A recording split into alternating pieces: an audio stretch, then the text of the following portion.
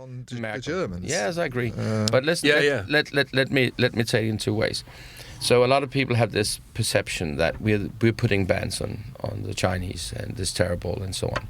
And you could ask yourselves who started all this. And we did a report. You're not welcome here. You can go to our website and get it for free. But we've actually described all the things which have been banned in China since 1996 until 2021. That's true. And that counts for telecom equipment. We looked at it. We looked at news. We looked at all those things. And so you honestly, could argue we're just playing catch up. I'm just saying is we're not even catching up. You know, we talk about China is like. No, I can see that point without reservation.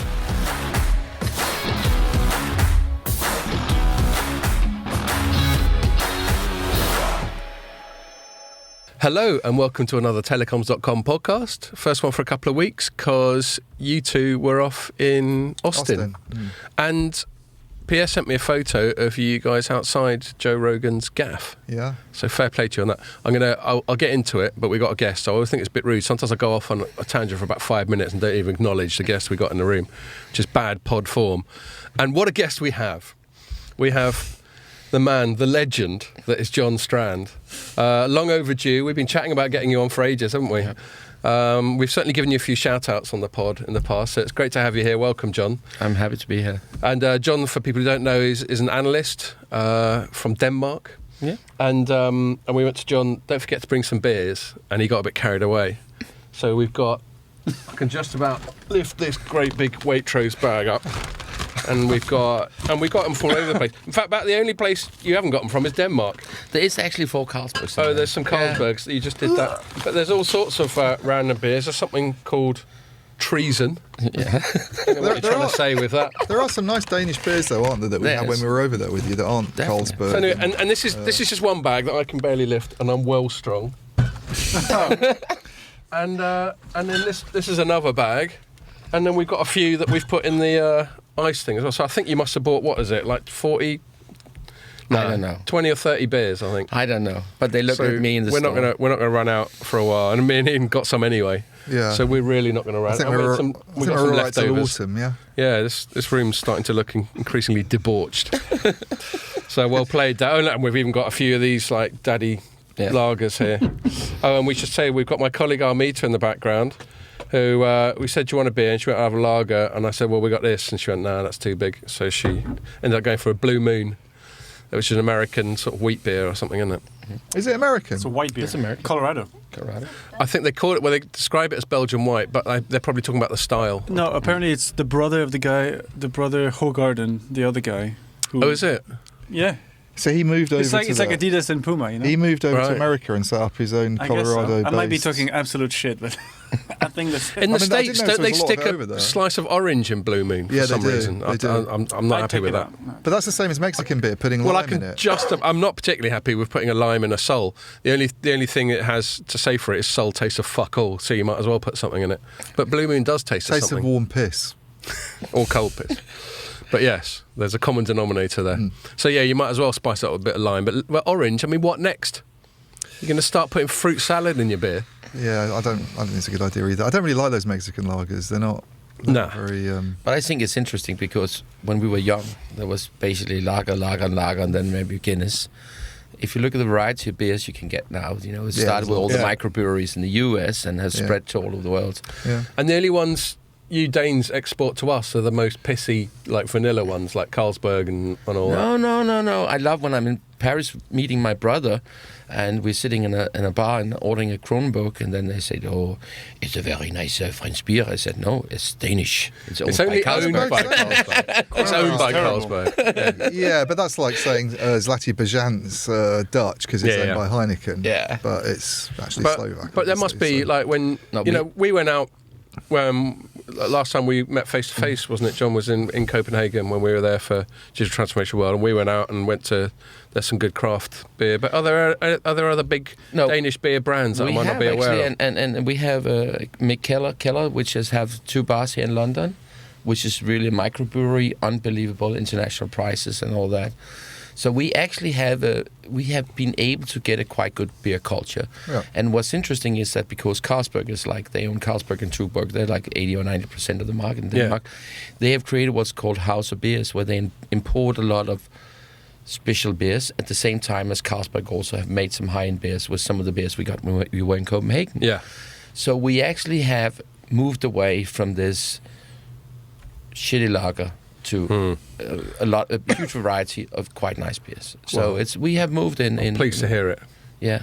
And Copenhagen's a great place. John, I'm sure we must have mentioned it on the pod after. John took us on a tour around there.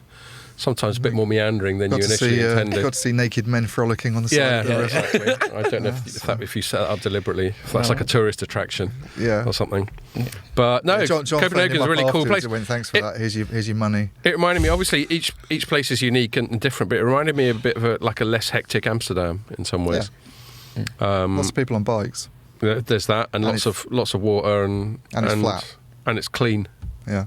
The harbour is so clean that you can swim in it. Yeah, well, as those geezers showed us. Yeah. So yeah, before we get into chatting to you more, John, I'll just go back to what I was mentioning.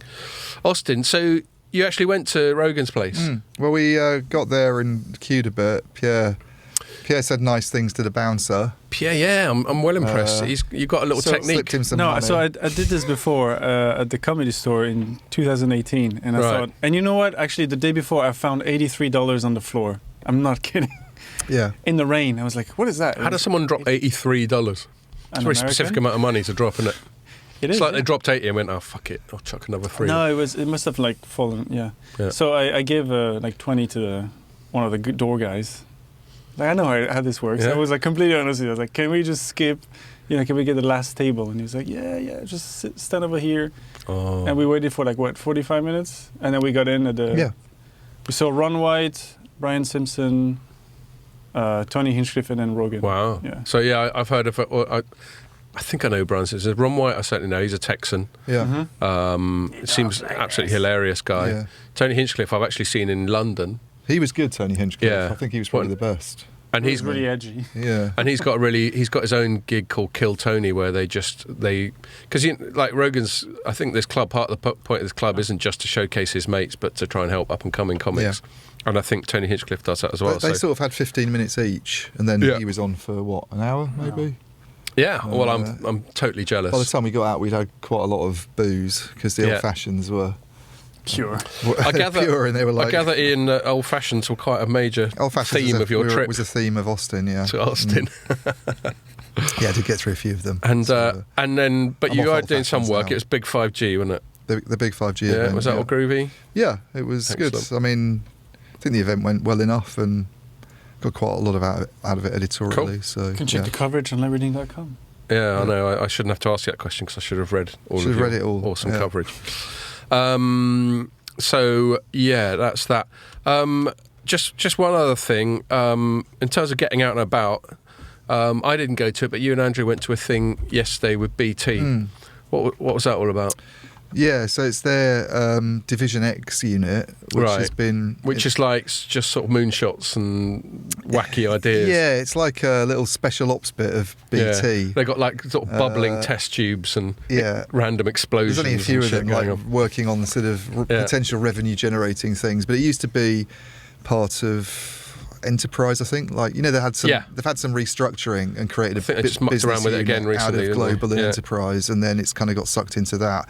There was some, I won't say who did it, but I think there was some misreporting in the press about Division X not existing. I know who that was. Right. Yeah. Because I thought which was total bollocks, frankly. Right. Because I read it and I thought of sometimes a little sort of inside baseball thing that us journalists sometimes do. I call it reverse engineering. If you're looking for a story and you see that someone else has written something up, you do it. Well, the easiest thing to do is just churnalise it, i.e. say the FT reports that... And some people did churnalise it. It got churnalised. But then what I always try and do is reverse engineer it and go, OK, let's see if we can get back to source. And I couldn't find any source, so I just left it. Because I'm a proper fucking journalist. I think what they'd done is, because Mark Overton used to run it, a guy called Mark Overton, he was brought in from Sierra Wireless, which is like a chip company, and... he left basically, and as I understand, I think he kind of felt that with them being pulled into BT Business, right, and him not being given a sort of step up, and it was sort of diminished, I think, by that. Didn't move. Fit in with his plans. He felt maybe that he was almost getting demoted, so he left. And some people joined the dots on that, did they? And then I think from that some people assumed that meant Division X didn't exist anymore. But Division X was there doing this thing on Friday, so that kind of proves that it's still around. It is. I'd need to go and review it, but given that I'm pretty sure... Not Friday, Thursday. Given that I'm pretty sure I know who wrote it, it's surprising to have something that speculative written as fact. So what the thing is, they've launched this thing called Immersive Spaces, which is... It's going to sound a bit weird, but it's basically like, we turned up to the office, and instead of going up to a meeting room as you'd normally do, it's like, come on outside. There's this big, like, literally like a shipping container set up outside, and you go in, and the walls turn into massive touch screens, and apparently even the floor can be turned into a huge touch screen, and you get a sort of cloud-based access to this content library of... So I think Andrew characterised it as a holodeck, like in Star Trek. He said it was like a holodeck. Yeah, I mean, it's... To be honest with you, and I was maybe a bit cruel to say it in my story, but it wasn't anything that you couldn't do on a smartphone or like an Xbox. It's just in bigger form. I see. I mean, the guy who was standing at they set up it's just surrounded by screens. You're surrounded by screens, and they're interactive, so you can touch them, and you can throw up menus, and you can select options, and you can use them for. I mean, a couple of companies apparently done quite sophisticated stuff. Like there was one video they showed of as like driver's eye view of a forklift truck going around a factory, and apparently one organisation had actually set up a forklift inside the container with haptics on it that allowed you to kind of control this truck. Right. So they were saying it could be used for training drivers before they actually let them loose on the they're getting it into floor. That VR, AR, metaverse. Yeah, I mean, the real sweet spot for it is actually kids, like school kids. So one school's been trying out. I mean, the woman who... forgotten her name, Alexandra Foster, who's basically taken over from Mark Overton. She was saying like it kind of livens up the classroom, some of those lessons that you have that can be a bit boring. This kind of engagement. Yeah. I mean, when I was a kid going to Science Museum and anything that was interactive. It was like spelling bees and David Attenborough type stuff. And I mean, they even had some of the journalists going and doing one of the spelling bee games. So why do you think? They were sort of giddy with excitement. So, but you weren't. The problem I've got with it, and I think Andrew said the same thing, is schools don't have any money. They can't afford to pay teachers these days even. Yeah. And I think organisations, the forklift example to me is like any forklift instructor, any grizzled forklift instructor going to go, oh yeah, 10 minutes, an hour in the container is as good as spending some time on the actual basically forklift come truck back to me around. When you've got that Matrix stuff where they just download all that shit into your head. And that's the other thing is this was actually asked at the sort of Q&A session, like aren't a lot of people doing AR and VR and extended reality trying to do the same thing, and compared to those things, this looks quite, it kind of looks, I mean, I guess maybe it's a bit cruel to say it, but it looks a bit low tech, I think, in comparison. So, and you can see the question is, if you want to get the kind of solution, who's on top of the list you will call? Is BT? No, it's not like it's not an obvious product for. It's another client down the toilet, John. But I think it's like you will go, if you were a school, you would go to companies for specialised delivering solutions. But then on the other hand, if they're going to push into doing new services, they have to start somewhere. If companies are only ever going to go to them for connectivity, then they might as well give up. They have said that since before year 2000 when 3G came, They have, but that doesn't mean they shouldn't try to do it. I agree. Because they can't just go around complaining that they only ever make money from connectivity, and they're never ever going to make any more money from connectivity. Point. Let's face it, that's done. That's a good point, because there's part of me that's going to be like, it sounds like a bit of a waste of time, but I completely concede your point that we can't criticise them for not being innovative enough. If their future's connectivity, then it's not a growth market anymore; it's a utility market. So, I think I actually thought. I wrote something that I thought was critical on some points, but upbeat on others. I think it's potentially interesting. It's nice to see an operator do something and get journalists along before the day they launch it and go, this is what it is, and let's see how it goes. And I don't want to have great hopes However for it. Sceptical one might be about it turning into a big thing. Good luck to them, Cool, all right. Well, look, we won't muck around that much because we've got loads to talk about with John. So, actually, before we get into... In fact, this may well sort of get onto our sort of main themes, because you didn't just come over, you didn't just leave Copenhagen for this, did you? No. You've been on a bit of a tour, And you were doing some presentation. You were telling us about it before we started, and it sounded like there was some entertaining aspects of it, as I'd expect of you. Why don't you tell us what you've been up to this week? I was speaking. ENISA was a European security agency, had a yearly event taking place in Lisbon. So it's like all the representatives from all the security agencies across the European Union. Also people from England. There and Ofcom and so on. We're still sort of attached to Europe geographically, if not bureaucratically.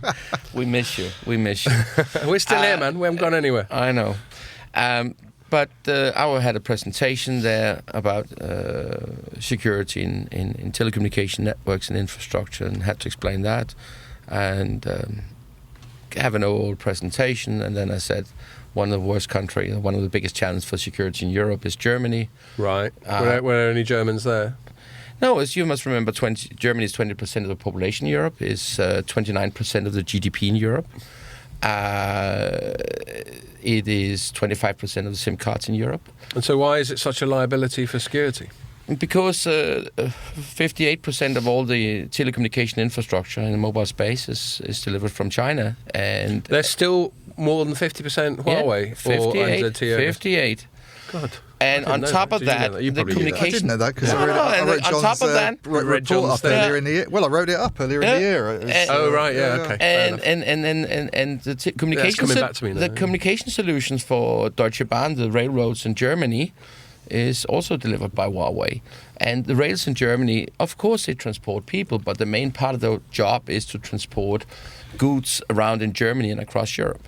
And Germany is what it basically says is that if in case of, and I hope it don't happen, China invade Taiwan, we will not be able to do any sanctions to China, because they basically can say we turn down the German infrastructure. Shut it off. But does that necessarily apply? Because you look at something that has happened, which is Ukraine, and we know the Germans are very dependent on Russian gas. Yeah. And didn't we put the sanctions there and the Germans found another way? No, but it's correct, because they just got a gas from another supplier. But that's not the same as you have to replace the full network. So it's a huge difference. But it can be done, can't it? Because we've seen people. Yeah, it would take some years. Yeah. But the important thing here is, and I came with this joke, and I said, in case of the European Union wants to do some sanctions, or Germany wants to do some sanctions on China, like we've seen with Russia, then basically we will not be able to do it, because China have Germany and some European countries by the yes. You can say the balls. We swear. Okay. And basically, I said in case of that, General Secretary Xi, he can call Scholz, and Scholz says we want to put sanction on you, and she can just say to Scholz, jump, and Scholz's reply will be how high. And it's tough to say, but it's important. One of the reasons why I mentioned this is you have a country which is 29% of GDP in Europe. And it's not only that. Yeah, it's the dominant country in Europe. It's for the main Europe, France. For the main European countries, it's their main trade partner or their trade partner number 2. Okay? Yeah. And that means basically we all depend on it. And with the digital infrastructure in Germany, let's be honest, it calls the shots in the EU as well, doesn't it? I know it's supposed to be this big sort of I want to see it's 20-country thing, but I'm pretty sure Germany calls most of the shots. Yeah, but let's see what's happening. I'm in good faith that the EU have realized that it's not so smart to. My view is very simple. We live in a digital society, and it's said it very simple. The digital society is 2 horizontal platforms and a number of verticals. The one horizontal platform, that's telecommunication networks. That's basically what makes everything to able to communicate, whatever is smart cities, devices, and so on. Yeah, as you were patiently explaining to us on WhatsApp earlier how important telecoms is, and I was like, you disagree with me. But no, it's not. I disagree. I was being facetious. I'm the editor of Telecoms.com, and you're explaining to me that telecoms is important. I know it pays my fucking mortgage. That's okay. On top of that, you have a number of verticals with the different services from smart cities, health applications, your smartphones, whatever it is, electric cars, and all that. And then on top, you have a cloud. And the cloud is collecting all these data. So the cloud and the telecommunication infrastructure is the two horizontal platforms. And if those platforms get compromised, we have a problem. We've got a big problem. We can live without one of the verticals. If the garbage bin in the smart city don't tell the city that's now I'm full and need to get emptied, we will manage. Okay. Yeah. Yeah, I don't think anyone would dispute that it's critical infrastructure. No. I mean, we all agree with that. And basically, it's I have nothing against Chinese. We'll get into that. No, that's okay. No, but I think. No, but what I meant, I was being a bit facetious. So if people are listening, we've met John a few times. We've got a bit of a bantery thing going on. So if you ever think I'm being a dick to him, we're just mucking around. But if you forgive me for saying so, John, your style as an analyst is to have quite strong positions on stuff. Definitely. And that to me, and that's fine. I respect it. I think you should. I don't like people who sit on the fence, but it also means that you stick your head above the trench, and people like me are inclined to shoot at it every now and then. Of course. And what I mean by that Chinese thing, or one of your strong positions, and we might as well just get straight into it. One of your strong positions is you seem to be sort of absolutely hostile, or at least completely convinced of the bad idea of allowing Chinese vendors into Western networks. And I don't have as strong a position as you do on that. But, why don't I start by getting you to state the case on... Because obviously I've heard it from governments and I've heard it from other commentators, but I want to hear it from you. Why is it that having any Huawei or ZTE or Chinese vendor in our networks is such a bad thing for security? It's very simple. We live in a digital society. Telecommunication is connecting everything. In the past, we used the phones to call each other. I made a call to you, send a text message, and so on. Society could work with this shutdown, okay? The reality is the digital infrastructure shuts down. We can't use our bank cards. We can't use our credit cards. Yeah, but you're inferring that, I think you're inferring, but tell me if I'm putting words in your mouth that are incorrect, that the Chinese state, if there's a Chinese vendor in our networks, the Chinese state can flick a switch and just shut our networks off. No doubt about that. And let me say it very simply. If you have an iPhone or also an Android phone and you lose it, you can go to a browser and then you can find where your phone is. You can wipe it out. You can turn it off and doing all those things. Mm-hmm. So if I can do that with a browser and my phone, what can 10,000 PhDs working for Huawei do in China with a telecom network in Germany? I don't know. I mean, I've talked to operators about this idea, this sort of kill switch that you flick and all the radio base stations go off, and they disagreed with that notion. And I spoke to a German security expert called Carsten Knoll as well. He's quite well known, and he works with operators on this. Yeah. And he said, he went along with it to some extent. He said they probably, because it's software based these days, it's increasingly software based. They probably could cause problems and turn it off, but you could probably then have it turned back on again and take control of it as long as you've set it up in the right way. If you've got the equipment there, it's not like you've put a bigger risk is putting, infrastructure into the cloud, say, into AWS, where they really then are sort of the landlords of it, if you like. They wouldn't have the ability to do something to that extent. So I'm very glad you're saying that one. I've heard it also. But you know one thing? I never heard any CEO for any operator going out giving that guarantee to their shareholders and to their customers. What guarantee? And that it's not possible for China to turn off the networks. But I would have thought it's something you say behind the doors, but you never say it in public space. It's just like the rip and replace cost. What we saw in England, it will cost billions to do the rip and replace. Yeah. And when it came up in the end of the day and when the law was approved and things happening, it turned out the cost was marginal. Yeah. Yeah, but that's the other thing I would say. If the cost is marginal to do a rip and replace, when you have a technology shift, it's not as when you have a technology shift, then I know one of the problems in Germany is that they've already actually progressed their 5G rollout quite extensively, so it's going to cost them more. Cost a fortune. But countries like Denmark, I think, and some of the other Nordic countries have shown that if you want to take out a load of radio base stations and bring Ericsson in instead of Nokia. You'd face a cost, but you can do it. Whereas changing a gas supply away from Russia to Qatar or the US has turned out to be kind of a real pain in the arse because, and I think they've even had to reopen coal stations, haven't they, and look at nuclear options and things like this. Well, I mean, back to the Germans. That's one thing that's been particularly hilarious. There is Germans, to the best of my understanding, are at the forefront of quite a lot of green energy generation and they've made some quite abrupt and absolute public policy decisions to just move over into green. But of course, we know the limitation. Obviously, we're all in favour of green. If you could get the same energy without having to burn fossil fuels, what's not to like? Yeah. But of course, we know the limitations. Like if it's not sunny or it's not windy, you're fucked. Yeah. And then this Ukraine thing happened, and they're having to, as you say, they're having to crank up these coal power stations. The other thing I have with the sort of security side of it is. If I'm going to push back and be devil's advocate, I'd say that you can. I mean, we have cyber attacks going on all the time at the moment. It seems it's like a massive issue, and a lot of them come from Russia. You know, the two main culprits on the government front seem to be China and Russia. And Russia doesn't have any equipment vendors. It doesn't have any hardware companies, and yet you can still infiltrate networks and cause problems in them. So. It is having hardware in there that comes from China so much of an issue when it comes to... It is software based, and it's also important to understand that one thing is shut off the networks.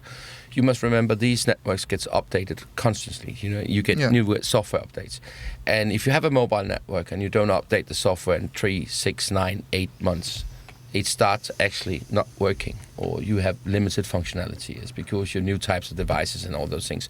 So a mobile network is like a living organism. Yeah. And if you don't get the network fixes all the time and the software updates, it's just a matter of time before it basically disintegrates. Okay, so I'm just having a big wave beer, which reminds me. We should talk through each new one we got. So he's having a big wave, which is Kona Brewing Company. Actually, you know what? I've decided what I'm going to have next. I thought it said Big Log at first, which is that Robert Plant. Seeing as we're talking about China, John brought this thing from Brewdog called Silk Road, and it's lychee and mango flavour. I'm amazed you brought a beer called Silk Road. I know. Well, I mean, we get any Chinese beers. I mean, this is the thing. We accuse him of being anti-China, and he'll insist he's not. That he's just arguing on its merits. I had an Indian Cobra beer. Yeah, but that's not China, is it, mate? No, I know. I mean, Jesus Christ, I have a Czech beer and Italian beer. Yeah. And Silk Road. It is a multinational collection of beers. It's important. So yeah, I'm going to have that in a sec.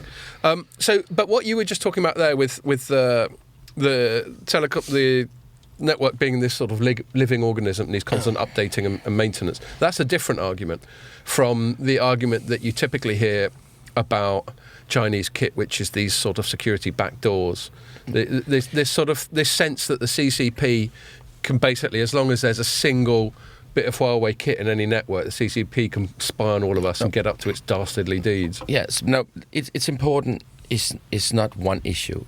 It's a combination of several issues. Okay, it's like you can say it's dangerous to drive fast, and it's also dangerous to drink and drive. Okay.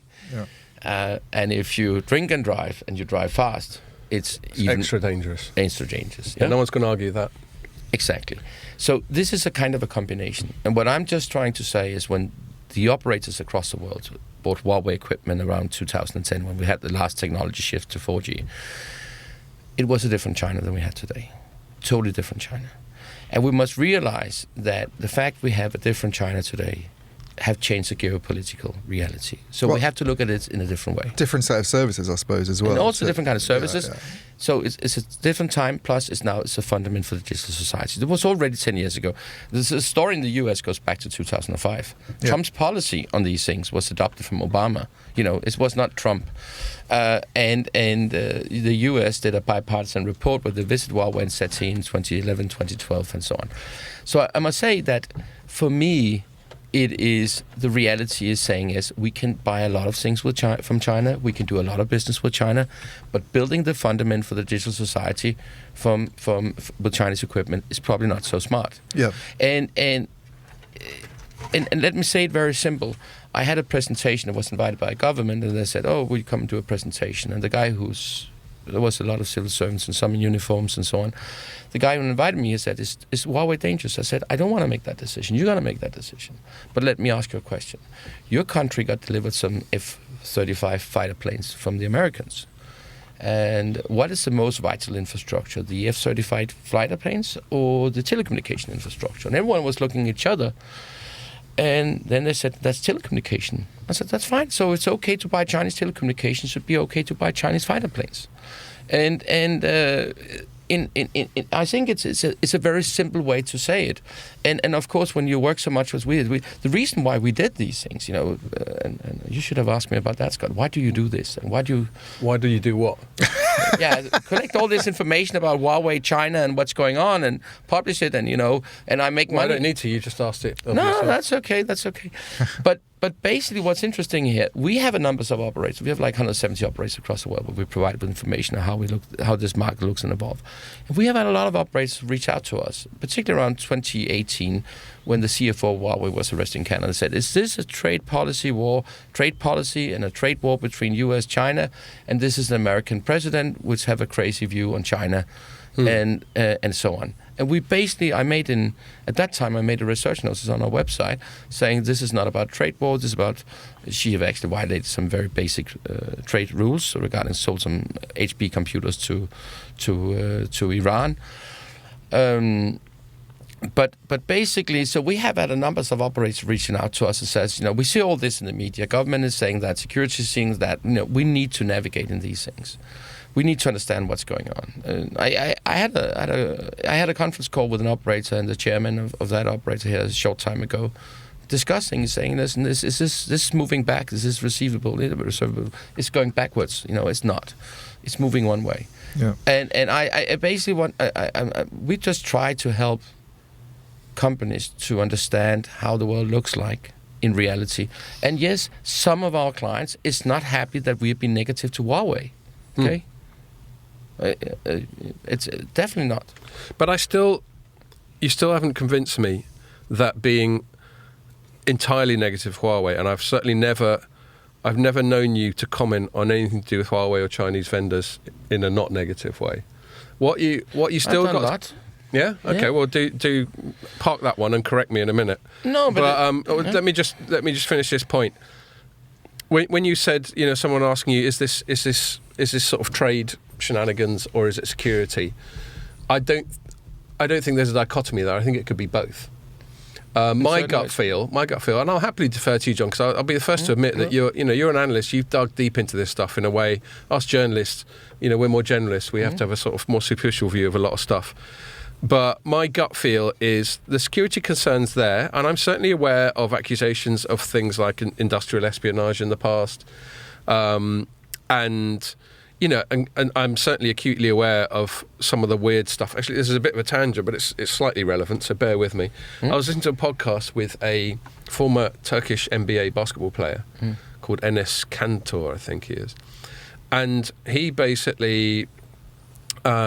Just one day he was hearing about some of the stuff, and he's Turkish originally, and he's Muslim, and he's hearing about some of the stuff that had been going on in Xinjiang, the Uyghurs, and all that sort of thing, and he adopted quite a strong moral position on it and spoke out about it.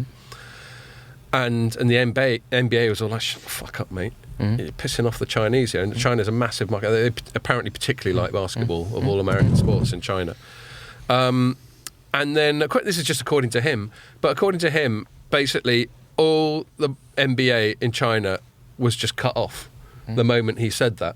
And then as soon as he got sacked, it was cut off, turned on again, or perhaps within days or something like that. Anyway, the point is, I find anecdotes like that believable because China's a different kind of organisation. It's very centralised. It's not democratic. And now more than ever, and maybe that's what you're alluding to about China being different now to where it was a decade or so ago. We have this complete autocratic rule by Xi Jinping, or Xi Jinping to his mates, and Winnie the Pooh. Yes. Oh, now you're in trouble. He doesn't like that apparently. If you refer to him as Winnie the Pooh, then you can go straight to the Google. Oh, do people do that? I haven't heard that. Yeah, I mean, he's a little bit rotund, but yeah, he like any despot, he doesn't like having the piss taken out of him. That's what always makes me a bit nervous about going to China, just from the very gentle Ray Winston sort of impression I've done. But anyway, so who's laughing now? Yeah, do you know what I mean? Yeah, oh fucking ha. But yeah, it's different. I mean, it's not that different. That's something I pay a lot of attention to, is ways in which the West, and the US especially, is not half as democratic as it likes to claim it is. When you look at things like the Twitter files and some of the shit that agencies like the FBI and CIA have been caught doing recently. But it's a whole order of magnitude more full on in China. I completely concede that. So all of these concerns about China are there. I wonder whether they've been amplified. So yeah, we're a bit concerned about China. We're a bit concerned that they don't play by the rules on trade. We're a bit concerned that, and everyone's spying on each other to try and sort of characterise them as uniquely shifty. I think they have world champions. They have the world record. Well, they might be really good at it, but the Russians were pretty handy in their day, in the Cold War and all that. And I'm sure. I don't believe they do more of it than the US does. No, but it's. The question then is whose side are you on morally? Yeah, no. Let's distinguish between the different things, because particularly if you go to Germany, because of the this is all right, by the way, this Silk Road. Is it good? I mean, you don't expect lychee and mango when you're having a beer, but the US was doing it on the Germans. Yes, I agree. But let me take it in two ways. So a lot of people have this perception that we're putting bans on the Chinese and this terrible and so on. And you could ask yourselves who started all this. And we did a report. You're not welcome here. You can go to our website and get it for free. But we've actually described all the things which have been banned in China since 1996 until 2021. That's true. And that counts for telecom equipment. We looked at it. We looked at news. We looked at all those things. And so you honestly, could argue we're just playing catch up. I'm just saying is we're not even catching up. We talk about China is like. No, I concede that point without reservation. They've been up to no good for a while. And I think the things you said regarding this is different. We agree about it's a different China today. It was in the past. They have these things with human rights and doing all those things. When I'm in Latin America speaking, what I'm doing a lot, work a lot in Latin America, just been in Colombia and in Guatemala and in Panama. And I'm always joking and saying, Huawei is the best friend you can get if you're a dictator. They have a very good reference back in China, And as I say, as a politician, is one thing, Huawei does all right in Latin America, doesn't it? Oh, they're all over Latin America. Yeah. You know what? One fun thing is, if you look at the numbers of hyperscale clouds that's in Latin America, and you take AWS, Microsoft Azure, Google, Oracle, and IBM, and see how many clouds do they own across Latin America and have planned to build over the next couple of years, it's 14 clouds. If you look at Huawei across Latin America, it's 14 clouds. Right. Just Huawei. And so I think it's important to say, and in Germany, T-Systems, they have a cloud solution for their clients, and it's delivered by Huawei. It's no one buys it though. I'm not. They have it. I don't know who buys it. I don't think it's gone anywhere, basically, for those reasons. Hope not. But I mean, CERN, the nuclear research center in Geneva, is one of their reference clients. Yeah. So, but anyhow, but I think it's important to say is we have seen a number of operators which have ripped and replaced their equipment when they had the technology shift. Proximus in Belgium, T-Mobile in the Netherlands, Telenor in Norway, Telia in Norway, TDC in Denmark, Hutchinson in Denmark, and a number of other countries, other operators, Bell in Canada, and so on. And none of those operators have reported to their shareholders that this will increase the cost of rolling out 5G or delay it. Similar, KPN in the Netherlands, which actually decided to switch from Ericsson Nokia to Huawei. Basically, their rollout of 5G was not delayed and was not more expensive. Well, it's probably subsidised. I don't know. I think, I know from some of these operators, and I think that T-Mobile in the Netherlands was out with a public statement, and TDC in Denmark was out with a public statement. Proximus in Belgium was out with a public statement saying that the proposal they got from the other vendors was on par with the Chinese. It was not like the Chinese. But I guess they did it at the stage when you were making that transition towards 5G and you didn't have much rolled out. Well, it's not going to be like that in Germany now because they've already covered most of the country. You could say it very simple. It's and actually I had a journalist contact me this morning, said, would the government give subsidies for these operators when they're going to rip and replace? And we talked to people in the EU Commission, and we know that also the operators have done it. And according to what I have heard, the EU Commission is saying there will be no subsidies for operators who do the rip and replace, because it will be against EU state aid rules. This is companies which have made a commercial decision on enlightened time. So if you in 2020 or 2021 sign a huge 5G contract with Huawei, you know what you're doing. Well, they did, but I suppose from their perspective, they would say, well, the German law allowed it to happen, and that's fully correct. So, and that's where it comes back to the thing that bothers me more. So I take all your points that you made, and if at a given company, I could make it even longer. I don't doubt it. If a given company just says, nah, Huawei's too dodgy, that's fine. I mean, where it increasingly annoys me is when it's this sort of top-down government-led and largely US government-led mandate that you can't do it. And I just think, the Germany's fascinating. In all the geopolitical fuckery that goes on right now, it feels like Germany's right bang in the middle of it. It's like the balance in the force. Well, I think that's because they have close relations with China. If they were playing bullshit bingo, they have a full plate. Yeah? But the trouble, I think, is you acknowledge it's going to cost them a lot to do it. Yeah. They can't have state aid helping them, so they're going to have to spend a lot of money to do it. Yeah, so one-time off. And we've seen in the UK, which is probably the country that's been the toughest on Huawei in all of Europe, not European Union, but Europe as a region. Yeah. They've given them until the end of 2027 to get rid of this equipment. I mean, you talk to Howard Watson, who's the CTO of BT, even in Barcelona, and there's still quite a lot in there that they've still got to get through. So, to me, I don't envisage Germany getting rid of any Chinese equipment between now and the time that 6G comes along. Really. Because I just don't see how it's going to be practical to do it. Let's see what is. So they're going to have to live with it somehow, aren't they? And then we have to live with it, and then there's a risk. I don't hope we will end up like that, but it does. Let's pause it for a few seconds. I think it's important when we look at these things. We have going through a process where people are getting enlightened, and when you read media, you feel very much is government saying, America saying, doing all those things. That's what you have in the media. Certainly, if you read my reporting.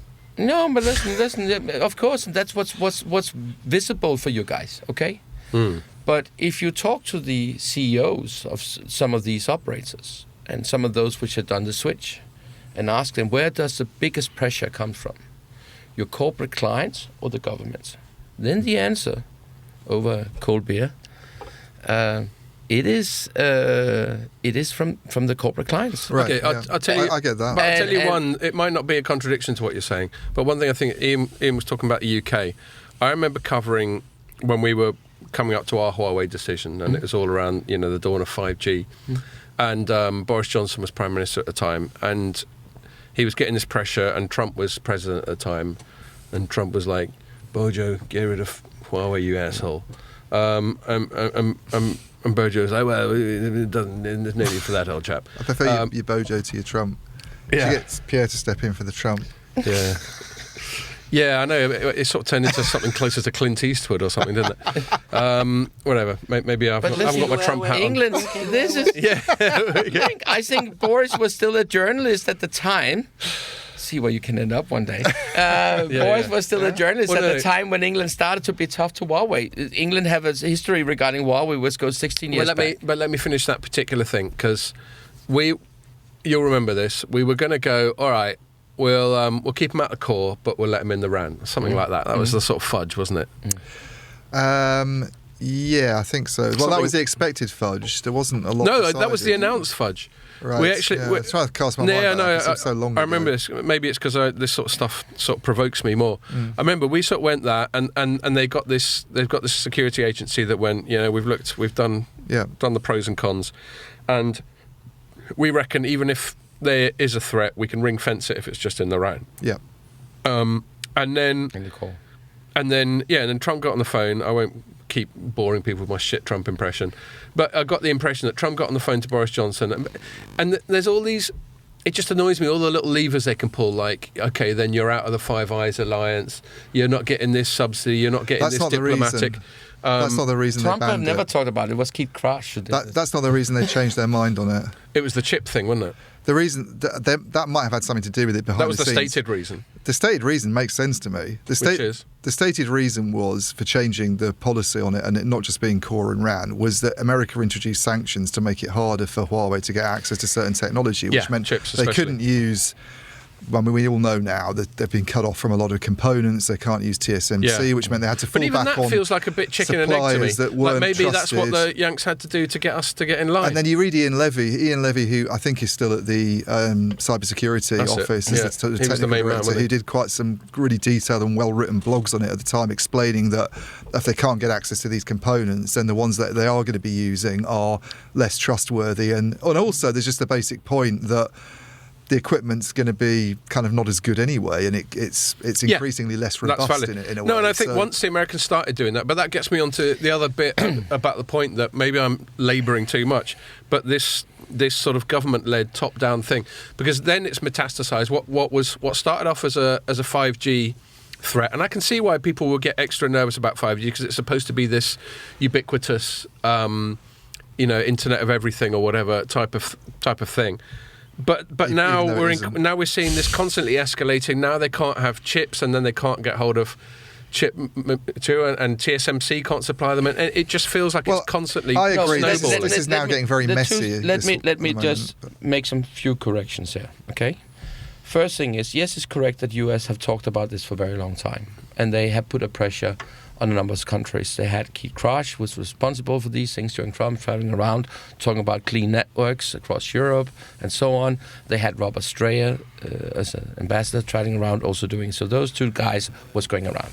And then Trump really escalated. I remember his his because Trump is all China. Listen, honestly, I have the video for you. And you got the China video. It's important to understand that Trump's policy when it comes to these things is identical with Obama's. But Trump was just communicating it.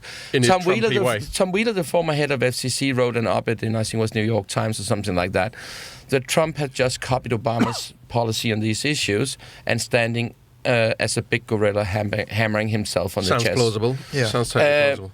And so I think that's one important. But I think it's also to say that countries across Europe, including the European Union, just have done what the Americans asked them to do. It's not fair. Okay. The EU have been going through a huge process. They have made the 5G toolbox. Germany obviously hasn't. I agree. There's some countries in Europe. We've been a bit. I think UK's been a bit more obedient. Germany agreed with the 5G toolbox. The interesting thing is, they have made the 5G toolbox where it's a start, and now we'll move on. The next will be clouds, and we'll also look at other parts of telecommunication equipment. This is moving on. But the trouble is, no one's done anything. That's happening a lot across Europe. Well, the EU themselves said this. They said this themselves. The guy who's Thierry, Breton, came out and said nobody's paid any attention to the EU toolbox. That's basically what he said. All these countries have their own national rules. The only one that's done anything is actually not in the EU anymore. Yeah, no. It's to be honest, that's happening a lot in the EU. We have some countries in Europe which is a problem when it comes to these things. Germany is number one, and that's a huge problem because of the size of the country and their role in the European economy. Then we have Poland, but Poland have very close to pass a law in the parliament. Will probably pass before the summer holiday. We have There's a few. We have Austria, which is basically don't understand these things. Then we have Spain, which are hiding a little bit behind Germany, saying when Germany do it, we can do it too, to a certain extent. Telefonica don't have Chinese equipment in their network in Spain. And your report, your very good report on we did 5G the mapping in showed 4G how much and it's still used. Exactly. Yeah. But this is happening a lot of things. Portugal came with an announcement. The details have not come out yet. They had an announcement Wednesday, and so on. So there's happening a lot, and in short time there will come a 5G toolbox report about what's the status of this in Europe. And that's the first report. So we're going through a process. And let me say it very simple. I will not be surprised if you will see some very bold statements from the European Commission over the next couple of months. Okay. Like you saw Margrethe Vestager saying in November that the Germans should get Huawei out of their network. So tough, getting tough basically. Her name like a pro there. Say that again. Vestager. And their first name? Margrethe. Right. Margrethe Vestager. I would have gone Margarita Vestager. That's probably how we pronounce it. Yeah, so you could see them getting really tough on the national states. This is happening. Okay, this is happening in Europe, and it will also spread to other parts of the world. Some countries will happen faster than others. and so on. But if I was sitting on a board of a telecom operator and I was asked, and I had an operator group which says to me, where do you think this is doing? And they have one country where they was considering rip and replace quite new equipment. And basically I said, you can continue building out, and then you can say what is our replace cost today, in 3 years, in 5 years, in 7 years. And then you can say what is the chance that we come to the point where we need to do it in 3, 5 or 7 years. I think, so I would say that the American impact on Europe, I don't take it so much for granted.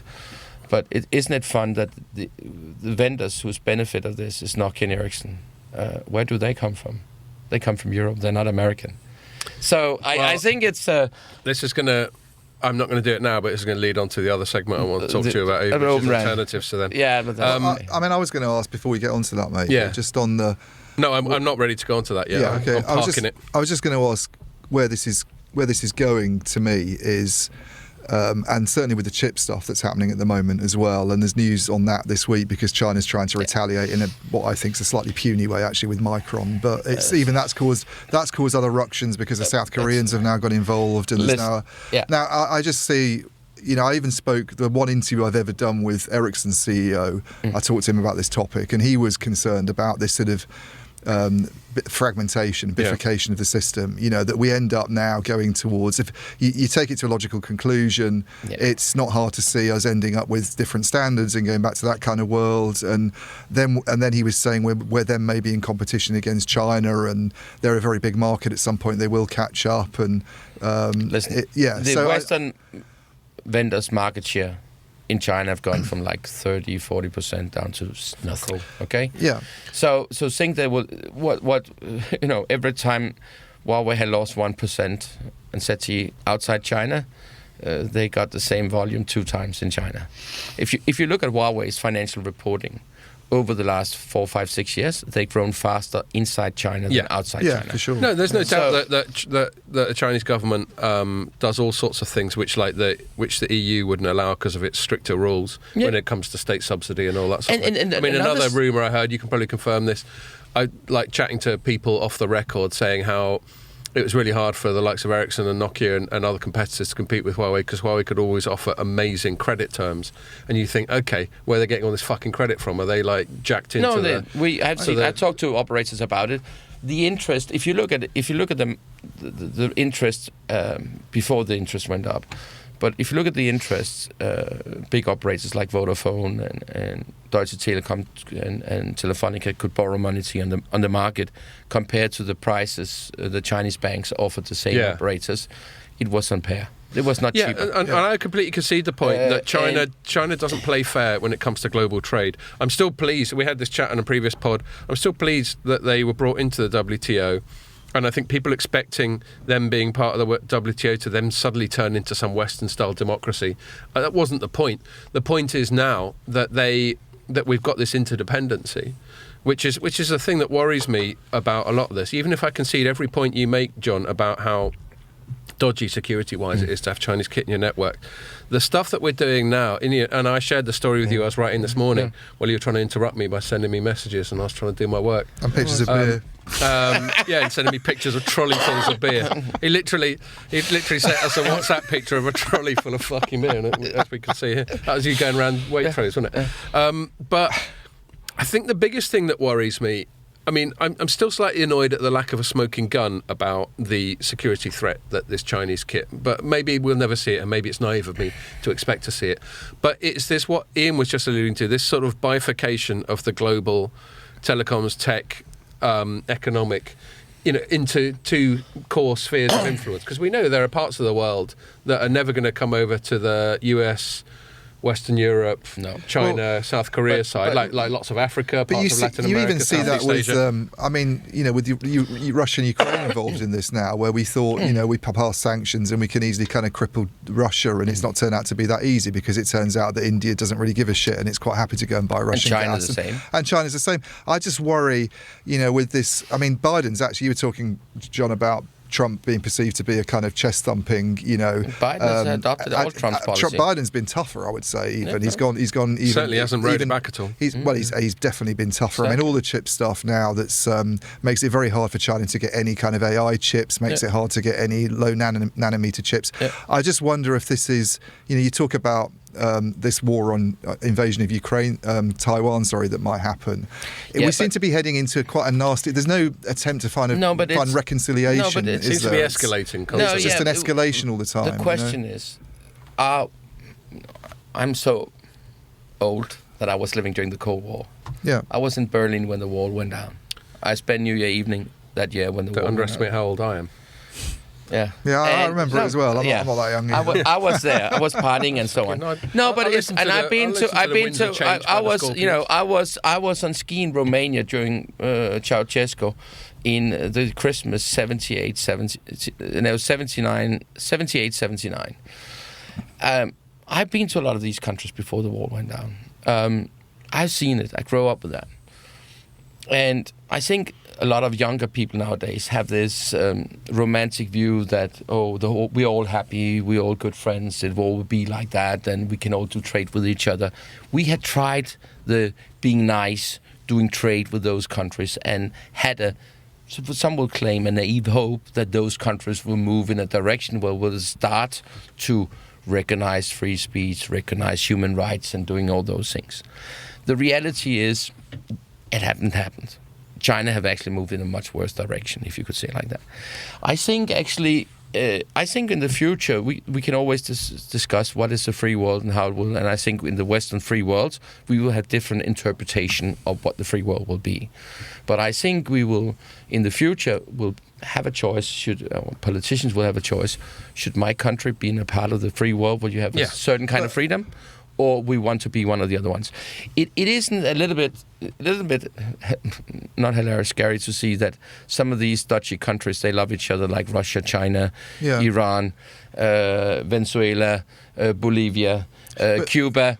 It's honestly, it's really like it's a gang of how many? It is, but the trouble then is if you move towards that world where we should only trade with people that are good neighbours and good citizens themselves, I think that's a hell of a problem to start dealing with. Then then do we start to say, where do we get where's Germany getting its natural gas from instead of Russia? Probably a lot of it comes from Qatar now. And they don't do great on human rights. Should we be buying oil from Saudi Arabia? Should we? I just connecting trade. You're saying that to me this week. But I think I agree, and I think it's a good debate. Rights. Okay, but I think it's also we should appreciate the world we're living in. Okay. Totally. Honestly, I don't disagree with that. And my daughter said to me the other day, Daddy, this seems like a very brutal world and there's wars and all those things. And I said to my daughter, sweetie, this world today is much more peaceful when I was a kid in the 70s and 80s. It's the best. And basically, people have much more freedom today. Billions of people have been pulled out of poverty. We have a lot of health issues that have been solved. The average life time for a person is expanding and all those things. So I said to her, yes, in the media it sounds brutal, but it is a much better world, okay? And I think I think we should also sometimes appreciate we have that. Yep. And I met the CEO from a huge European company. And he said, it's important for us to do business in China and all that, and we have a big business there. And I said to him... German company then? I don't know, it was not German, it doesn't matter. But I said to him, so you have made a lot of profit in China. Yes, we have. Have you been taking that profit back to your country, paid tax of it, and have it participated to your country's welfare system? No, we have reinvested in China, okay? And basically I said, so what you're trying to tell me is if you shut down all your stuff in China, your shareholders will lose a lot of money, but your country won't lose anything. So where's the catch? And I think we have to be a little bit more realistic, okay? I think the way human rights is, and what's also one of the things that sometimes can make me mad, can you say that? Yeah.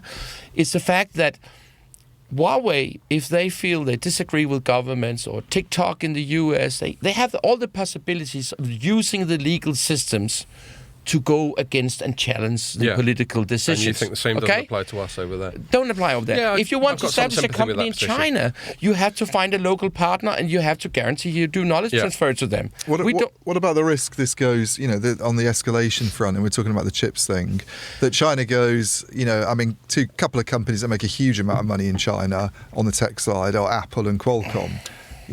What if it goes right? And Nvidia is another one that makes a lot of money.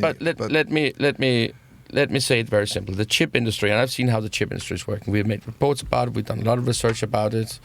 Rustin, which you had in the studio, knows a lot about this. Shout out to Roslyn. We got lots of good feedback from that podcast. That's good. Yeah. That's good.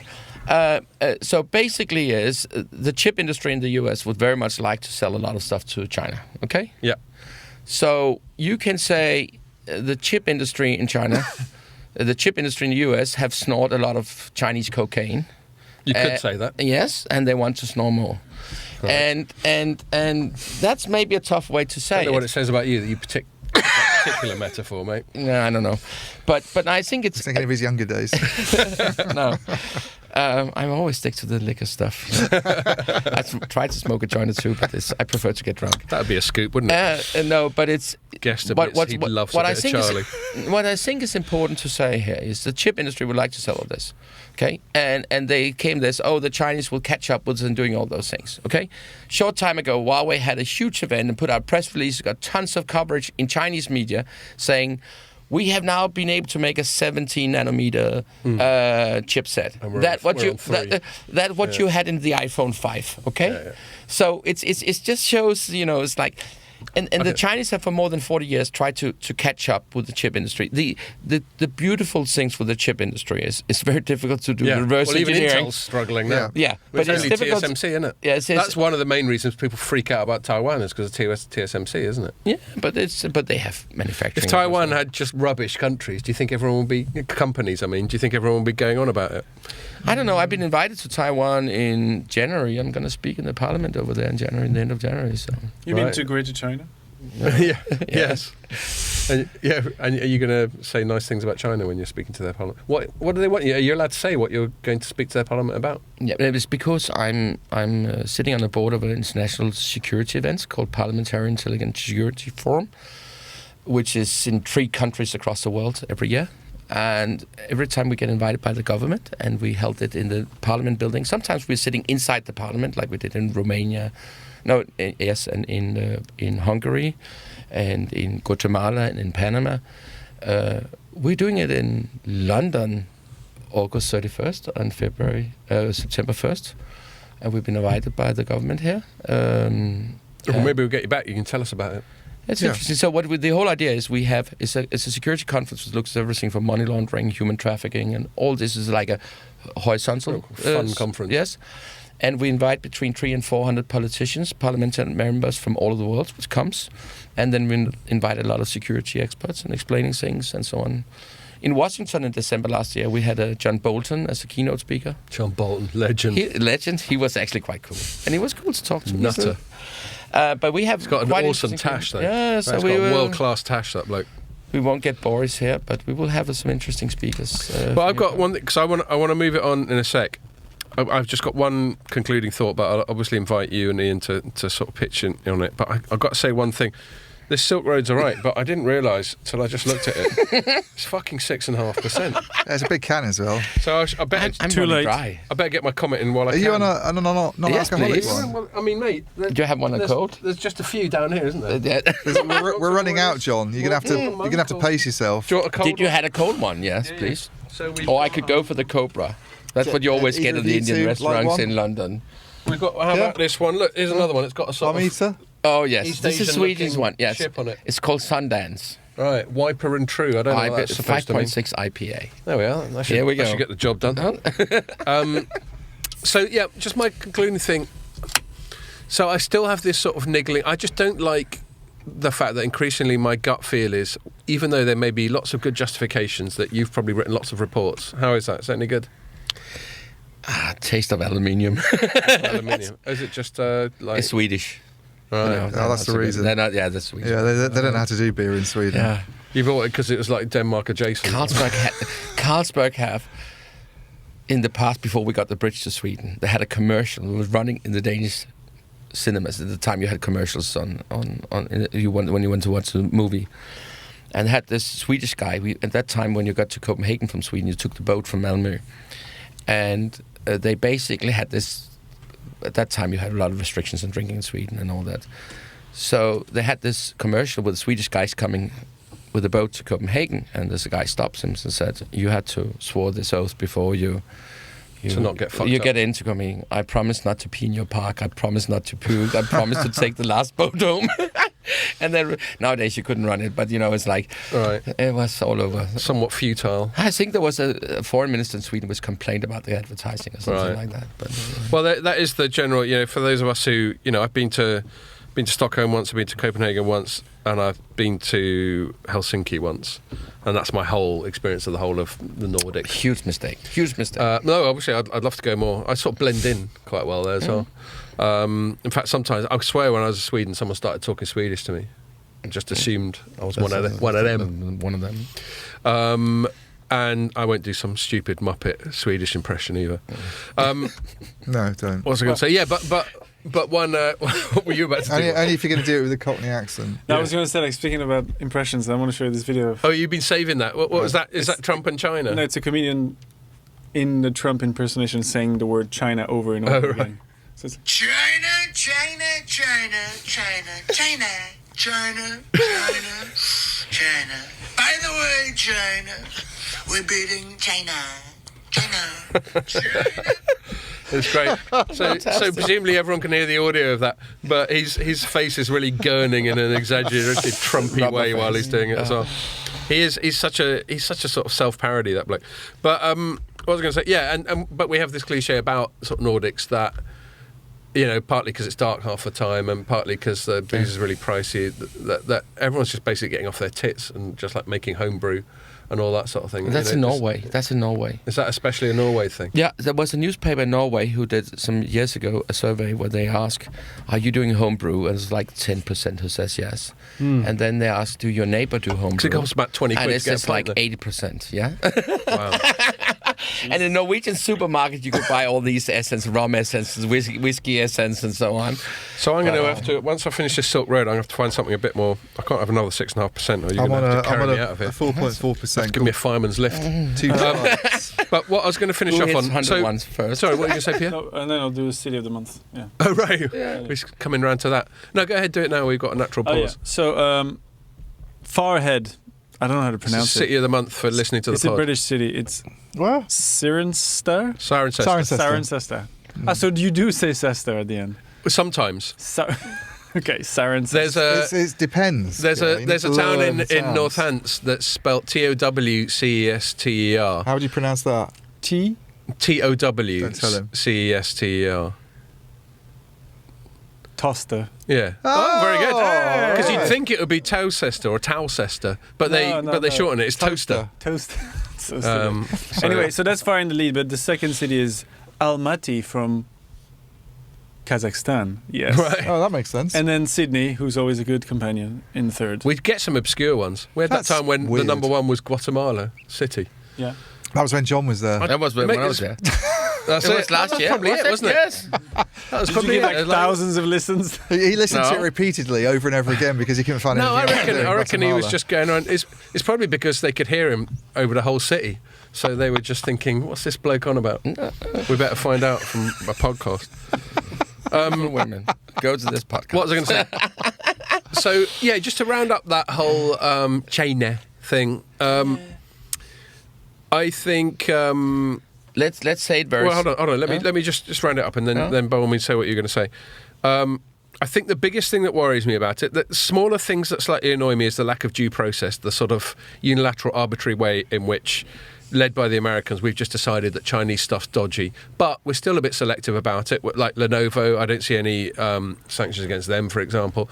MI5, MI6, the whole British government, big parts of British government. Right. Okay. Well, they don't use it. I don't use that, no. Okay, but not in the broad way that we've had for that. No. But that's fine. Those are more sort of details. But yeah, the biggest one is, like the story I shared with you that I'd written this morning, where we've got Jensen Huang from NVIDIA worrying about the amount of money he's going to lose if America keeps escalating. And it is, I think my biggest worry is not just economically, because I think if the world gets split into two, into US sphere of influence and China sphere of influence, that's like a reverse of globalization. And I'm not saying everything about globalization has been unalloyed good. It hasn't been very good for working class people in a lot of countries, for example. But so I worry about that, and I also worry about it in a technological progress. Let's say if we lead up to 6G, and obviously there's a different discussion which we won't have now as to whether or not we should even fucking bother with 6G. But what if 6G becomes this bifurcated thing where there's a Chinese flavour and an American flavour as well? It won't happen. It won't happen. It's like, if you look at the roadmap for 3GPP and ITU, you have to go to World Radio Conference in, was it 28 or 25 or something like that, before they make some decisions around which spectrum will be used for 6G and all that. So it's like the whole story. People talking about 6G now. Listen, it's like talking about the invisible man. Yeah, but I'm surprised you say it won't happen. Because thank you very much for that. Yeah, but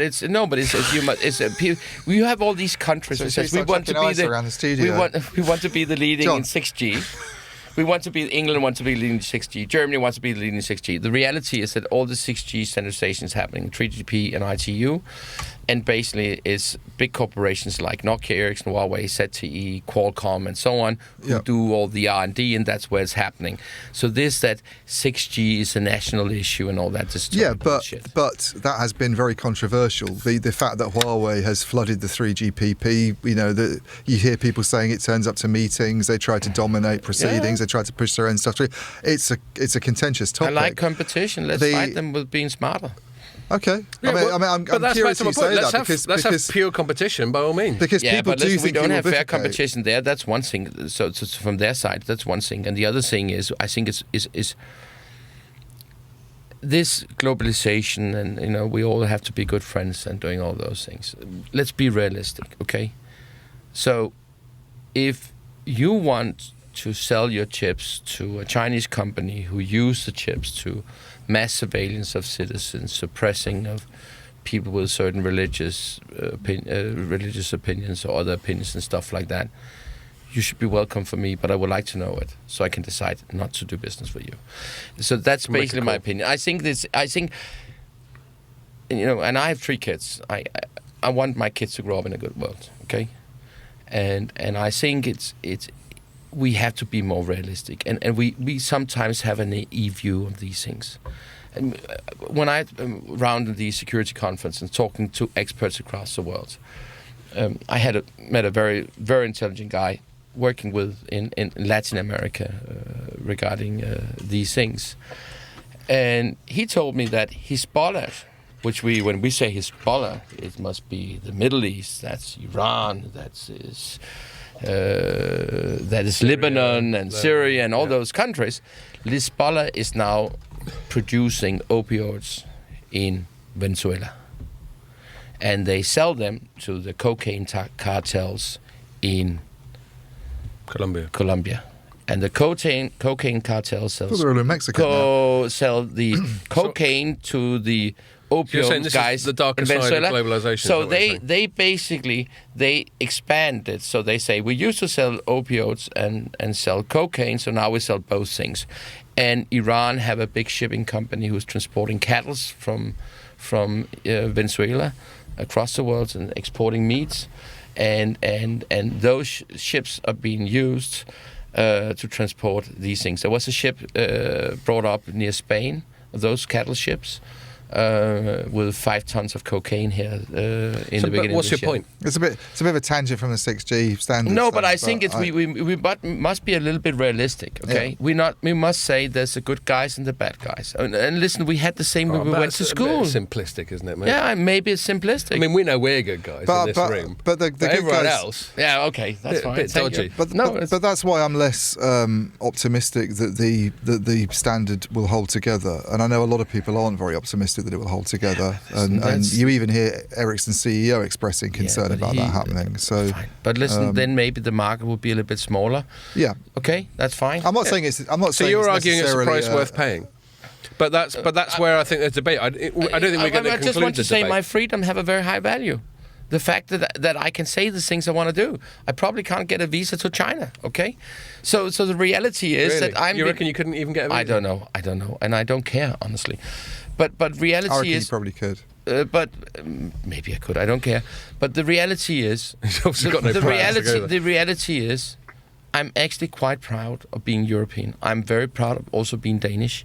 I'm very proud of being able to... We know that from our tour. No, that's okay. I'm also proud that I've been able to say the things I can say and do the things I'm doing.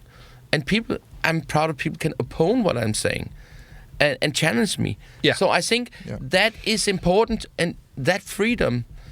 Yeah, I completely agree on that. I mean, freedom of speech is a mania of mine, and I've probably laboured the point loads of times on this pod. That's certainly one of the more self-indulgent... It's not a part of your book. It probably comes up in my book, but thanks for mentioning it. I haven't mentioned my book before. Have you ever read my book? I haven't read it. All right, okay. I bought it on Amazon. I bought it on Amazon. Oh, at least you bought it. Freedom of speech. You're one of those 3 people who bought it, then. Yeah, it's a big thing in your book, freedom of speech. Yeah, it is. Yeah, it's like, one of the main themes, I would have thought. Well, yeah, and just, I mean, where it really comes from is a bit of a tangent, but it's slightly related to the thing, cliche, tangent. Everyone can drink now. Scott Tangent. Is who gets to tell someone else what to do? So obviously I feel like that about freedom of speech. Who would I be to say, John, you can't say this, you can't say that? I mean, there's certain parameters, like my employers at Informer, they could tell me not to write certain stuff, and then I've got to make a call on whether or not I want to keep getting paid by them. But then the more full-on despotic, if you don't say what I tell you to, you're going to get put in a gulag. Obviously, I completely agree with you, and I'm proud of being part of without getting into a pissing competition of the UK versus Denmark, but you know, a lot of the philosophy that underpins sort of freedom and democracy and that sort of thing comes from the UK back in the day. So yeah, totally, 100%. And I agree that there's less of that in China, but I'm also humble enough to say that just because I think something doesn't mean it absolutely is right. No, and so I just don't like... I don't agree with you, and I know you were slightly deliberately oversimplifying it, but I don't agree with this picking a team goodies versus baddies thing. No, I think it's much more nuanced than that. I totally agree, because the good team have many flavors and the bad team have many flavors, okay? That's important to understand, okay? And it's not black or white, if you would say like that, to use an old-fashioned expression, if you're allowed to do that. But I think we're still just about allowed to say that. Yeah. But I think it's important to say we need to debate it, okay? We need, and I think when people says that the Americans have told the Europeans what they should do with Huawei is discredit to what the British government have done for 16 years, is a discredit to what the European Union have done. The 5G toolbox is a fantastic tool, and it's a start of a process. It's not perfect, but it will move on. And I think it's important to say we have certain industries, certain sectors where we have some vital infrastructure, and we need to protect them to make our modern society work. And that's a reality. Okay. And I think it's... So do you think Germany will eventually come around then? I mean, it's 58% Chinese vendors in its network now. Do you think there will be a day when it's 0%? About they will see the light? Yes, sooner or later. Listen, they're smart people. They're nice people. It's a country which... I'm not saying anything bad about Germans in general. From a historical perspective, they're fucked up a couple of times. Yeah. But let's not get into that. No. But that's a reality. Okay? Yeah. And they shut down for the nuclear power before they had an alternative. Okay. Yeah. And what did they do? They replaced it with Russian gas. Yeah. And that was a fuck up. And they've done that with the telecommunication 5G equipment. They had, they got a warning. Everyone told them this is not smart, and they decided not to do it. They're the decision, okay? My issue is with like Cyprus, it's 100% Chinese, okay? And when I had this presentation in Lisbon Wednesday, I said, if Cyprus shut down, okay, It doesn't matter, okay? We can live within Europe, okay? I don't know, I love a bit of halloumi. But that's fine. but basically, we can live with it, okay? But the problem is, if Germany shuts down, it will have vital consequence for the whole Europe. That's the issue. Okay.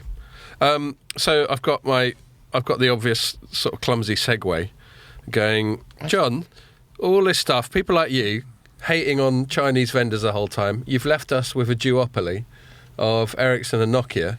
Oh my God! That story again. But there's a solution. Oh my God. There's a solution to that duopoly, isn't there? There's a new technological paradigm called Open RAN. I'm sure you agree that's the solution. You must be happy about Open RAN. Let me start with the first one. There's duopoly. There's 4 vendors in this industry, and when I was 4 vendors. No, listen. I was Mobile World Congress, and there was an interview, and a journalist did an interview with me down there, and she said, "Oh, but isn't it a problem there's only 4 vendors in this industry?" And I looked at her and said, "So here we are at Mobile World Congress, and this year there will be like 80,000 people, and if I look around here, how many companies do you see here? Okay." So don't say there's 4 vendors. Yeah, but that's not accurate. I'd push back on that.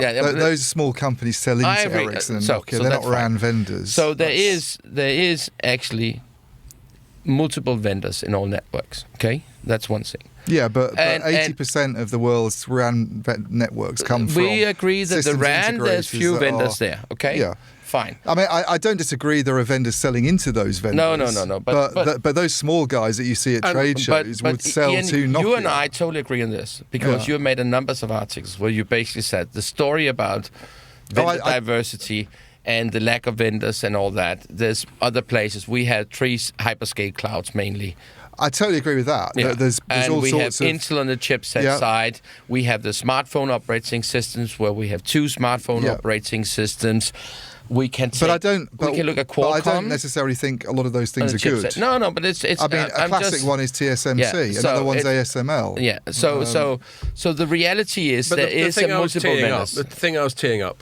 Sorry to interrupt. I mean, do carry on after. But the thing I was teeing up is RAN. Open RAN. We've decided there's a duopoly, and sorry for interrupting you. Do carry on with your correction of that because I know there's Samsung and there's a few other big radio That's vendors. A RAN with RAN power. So it's a small part of the networks. But the point is that by excluding Huawei and ZTE, we've made it even less competitive. And then and I'm obviously being mischievous and saying you must welcome Open RAN because I know you don't. No, I welcome Open RAN. I have nothing against Open RAN. No, not at all. So. Have I got this wrong, Ian? No. You listen. You can read all my report, my stuff. It's true. What's your position on Open RAN? No, it's very simple.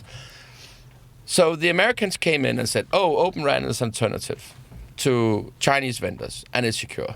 I did that like 3 years ago, a little bit more than 3 years ago.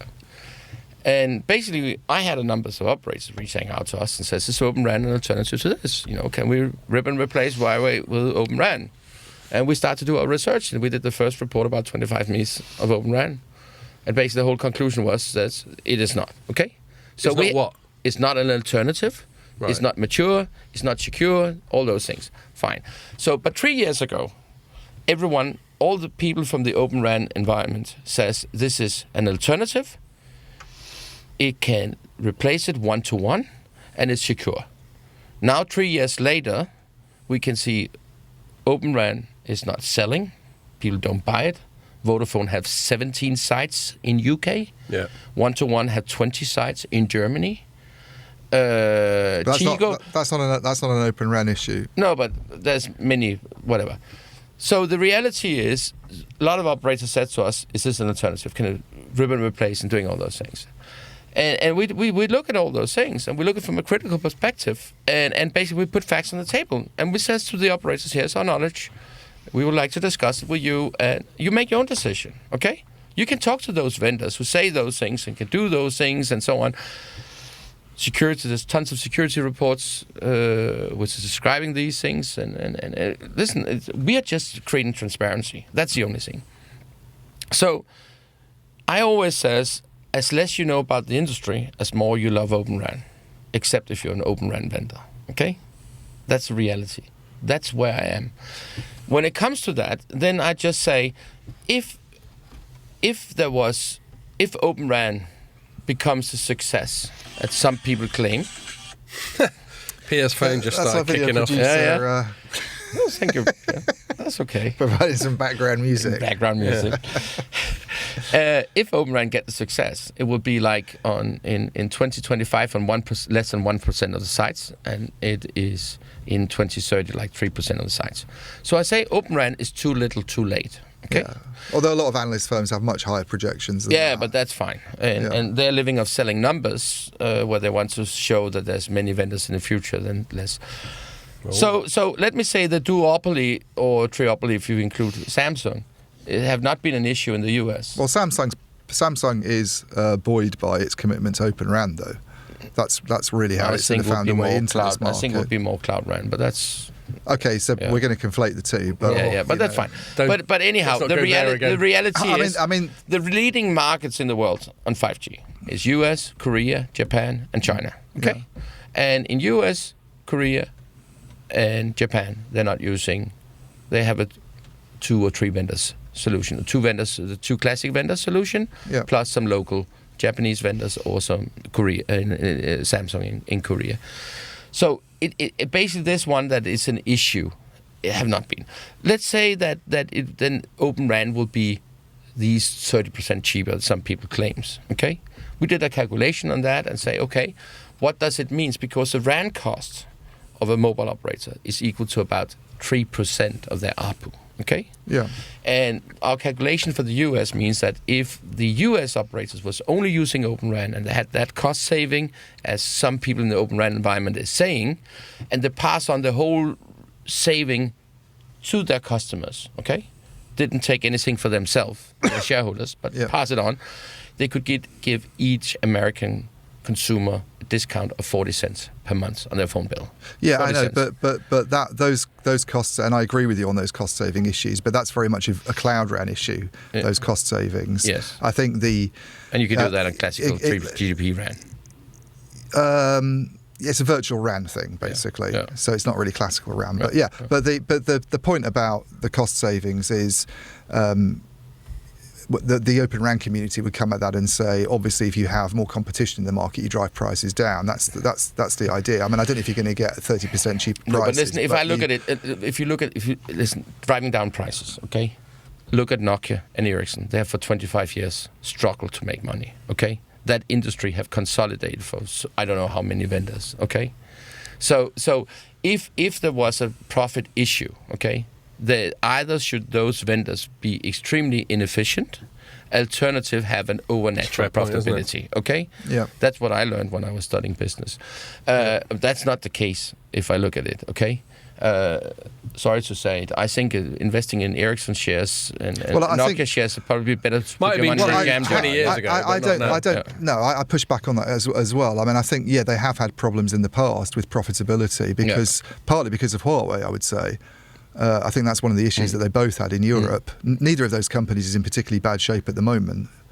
Ericsson had a very good recovery under Boye Ekholm and has been reporting operating profit margins until it started to take an interest in things like Vonage that were higher than a lot of the operators recently. Nokia's recovered very well under Pekka Lundmark, and nobody likes duopolies.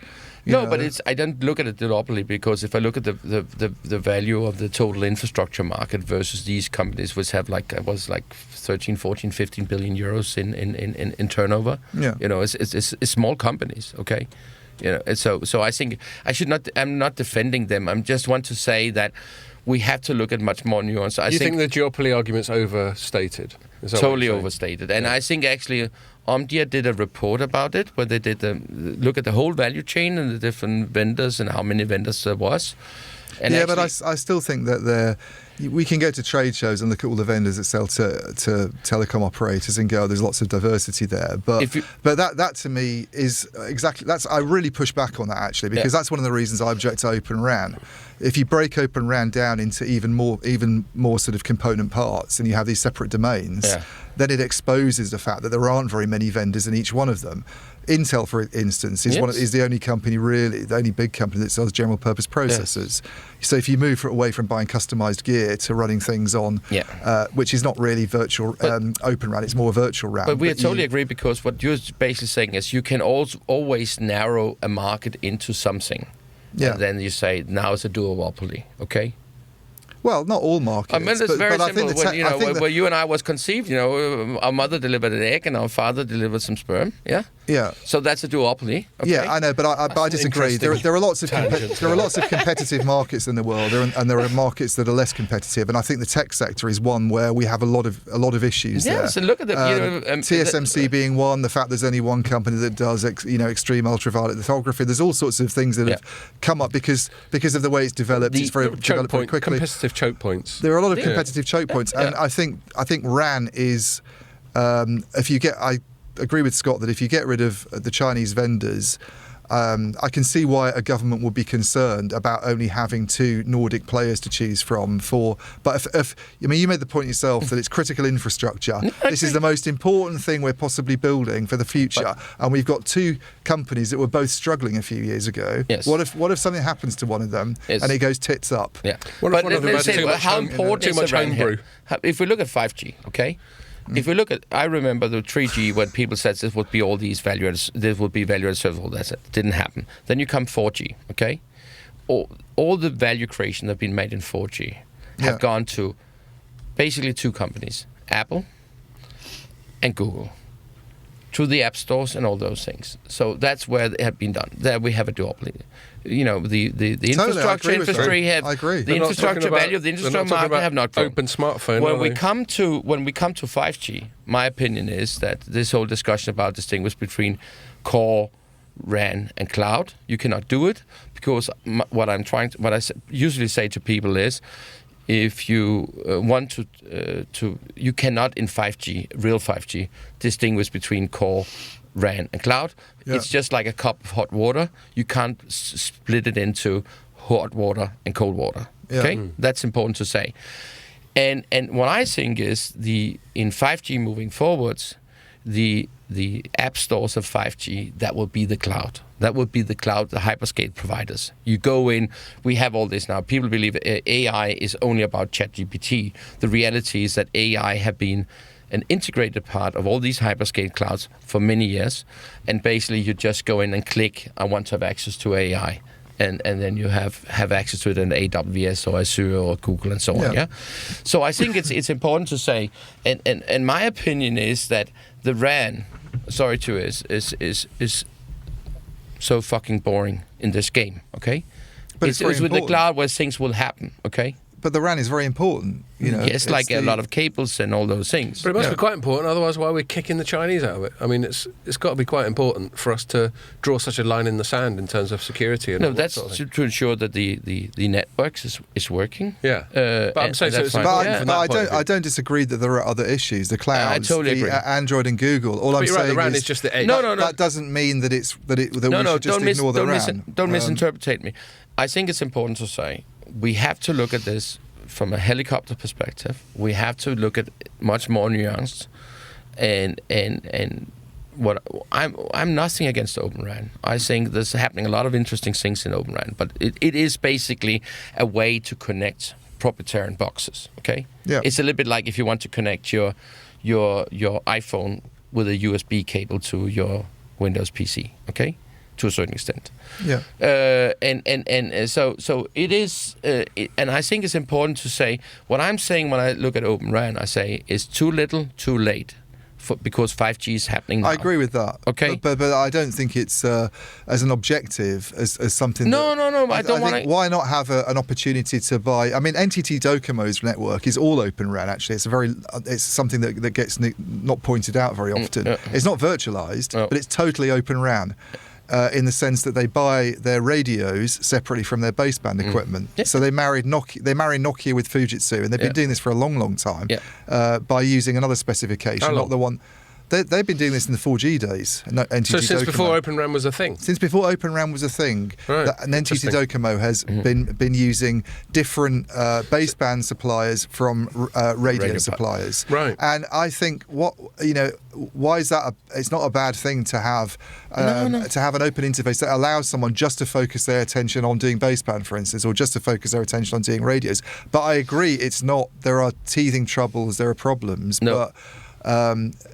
But I met people who comes to says, I met operators who says, we want to rip and replace our Huawei equipment with Open RAN, okay? Yeah.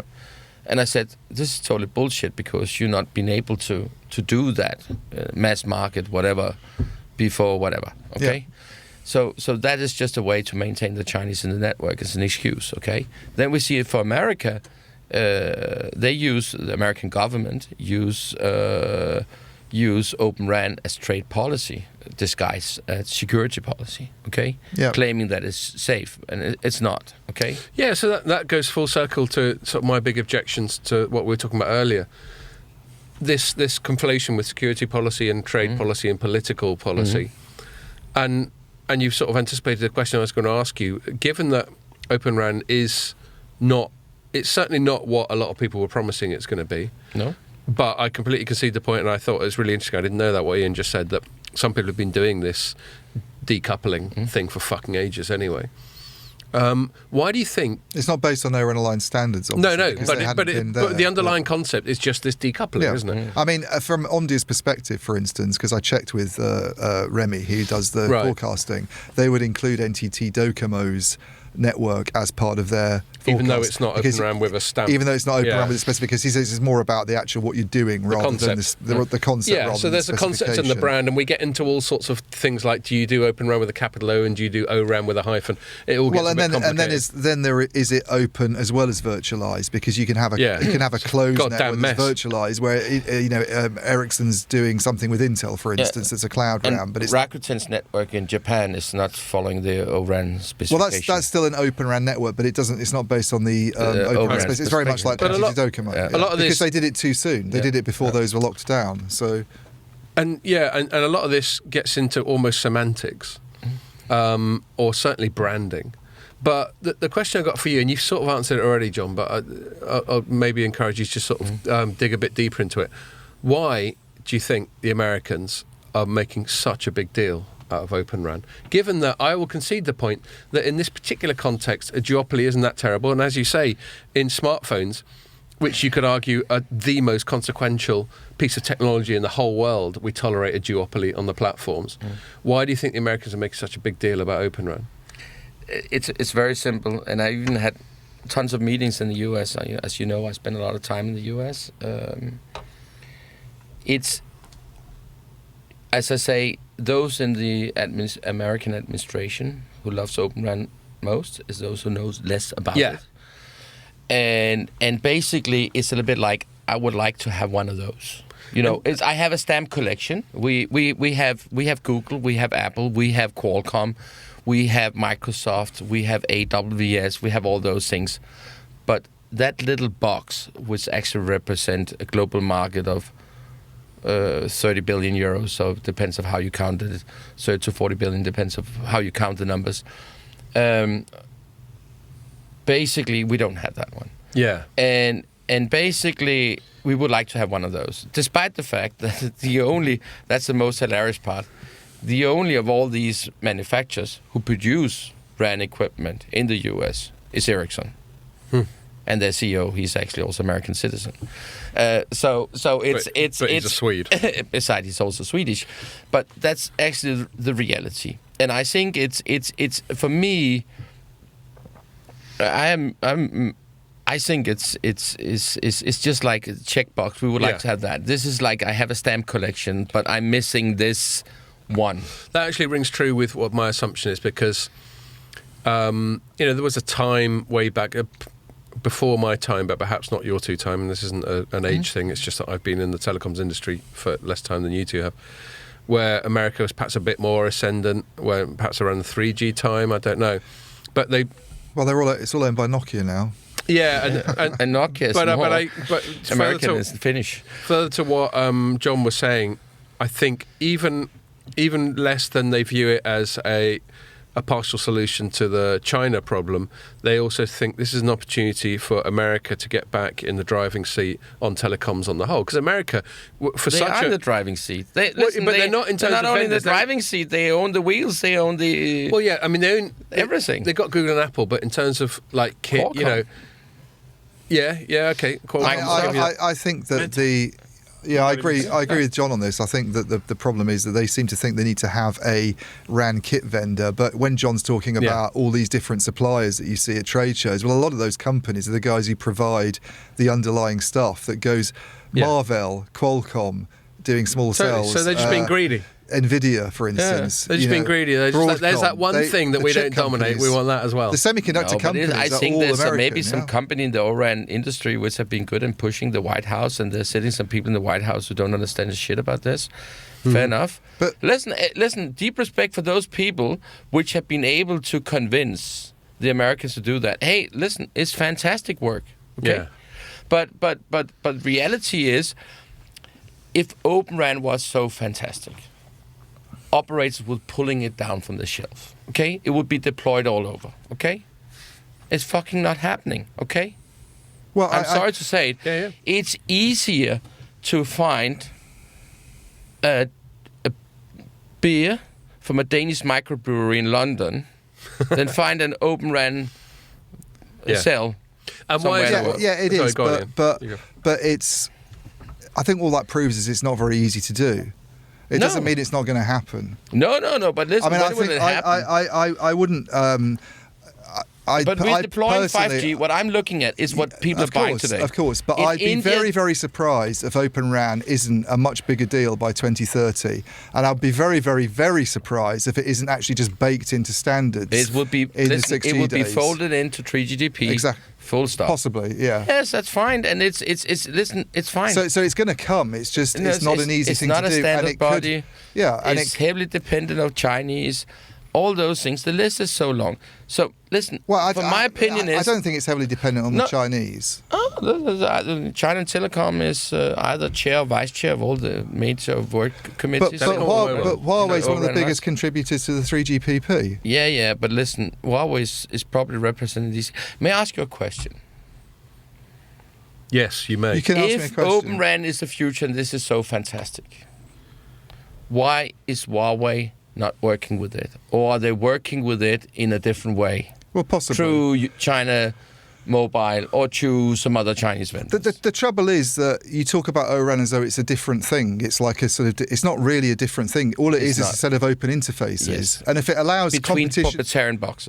Between proprietary boxes. Whatever. Yeah. If the intention of Open RAN was to get more competition into the market, if Open RAN, and to some extent that's happened actually with Samsung, NEC, Fujitsu, they're small, but they have.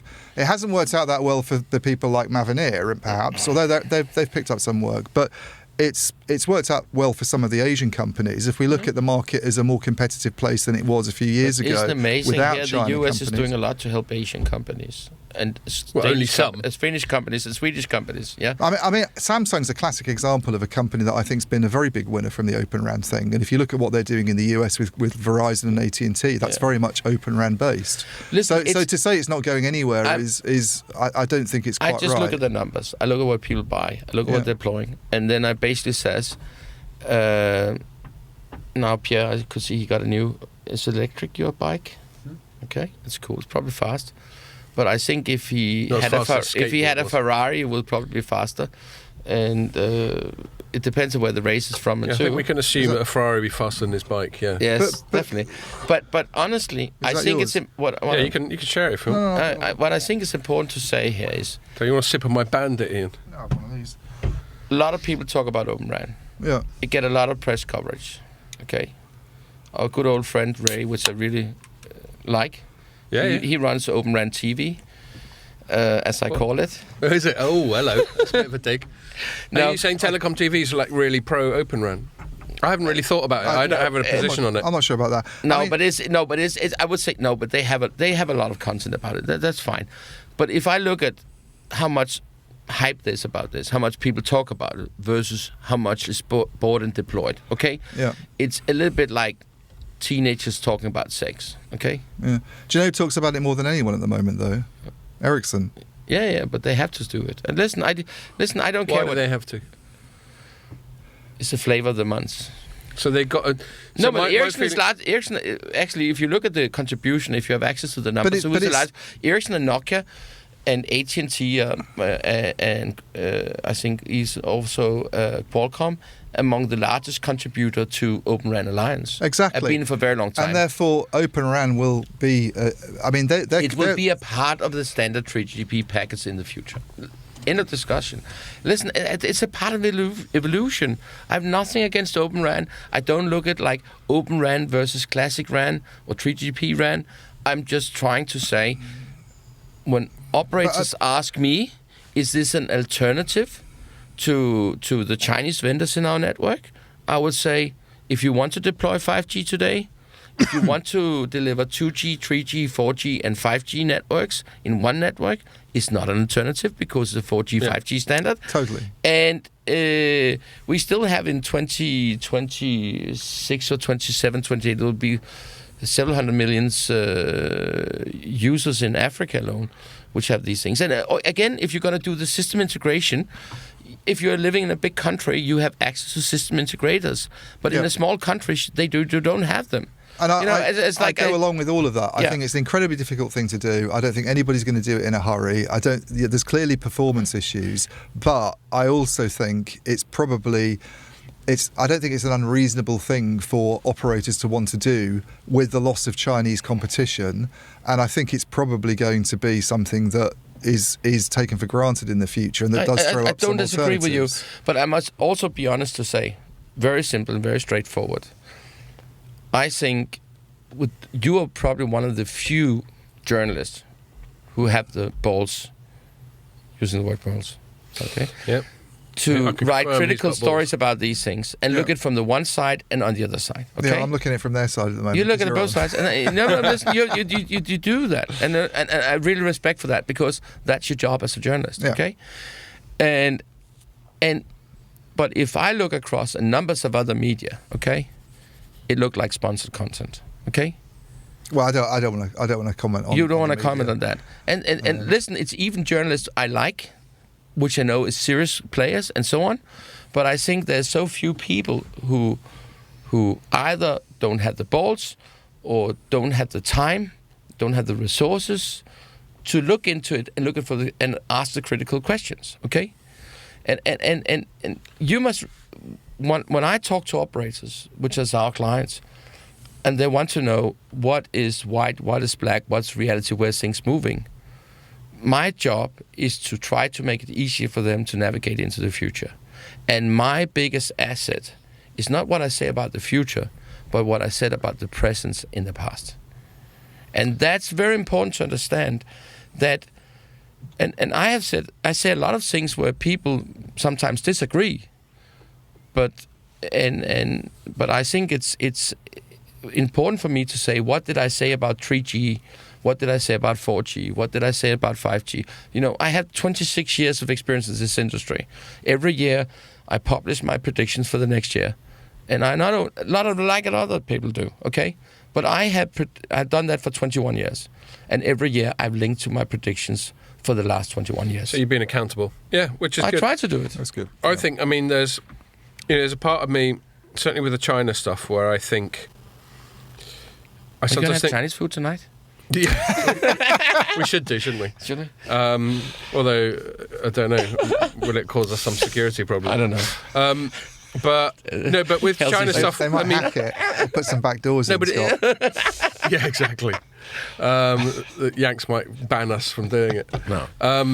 But, you know, that's why it's so good. I'm so pleased that we've finally done this podcast together, because sometimes, we all know each other. Sometimes you'll send us stuff on WhatsApp. Yeah. But and sometimes I think he's always banging that drum. He's always having a go at how the security implications of having Chinese vendors.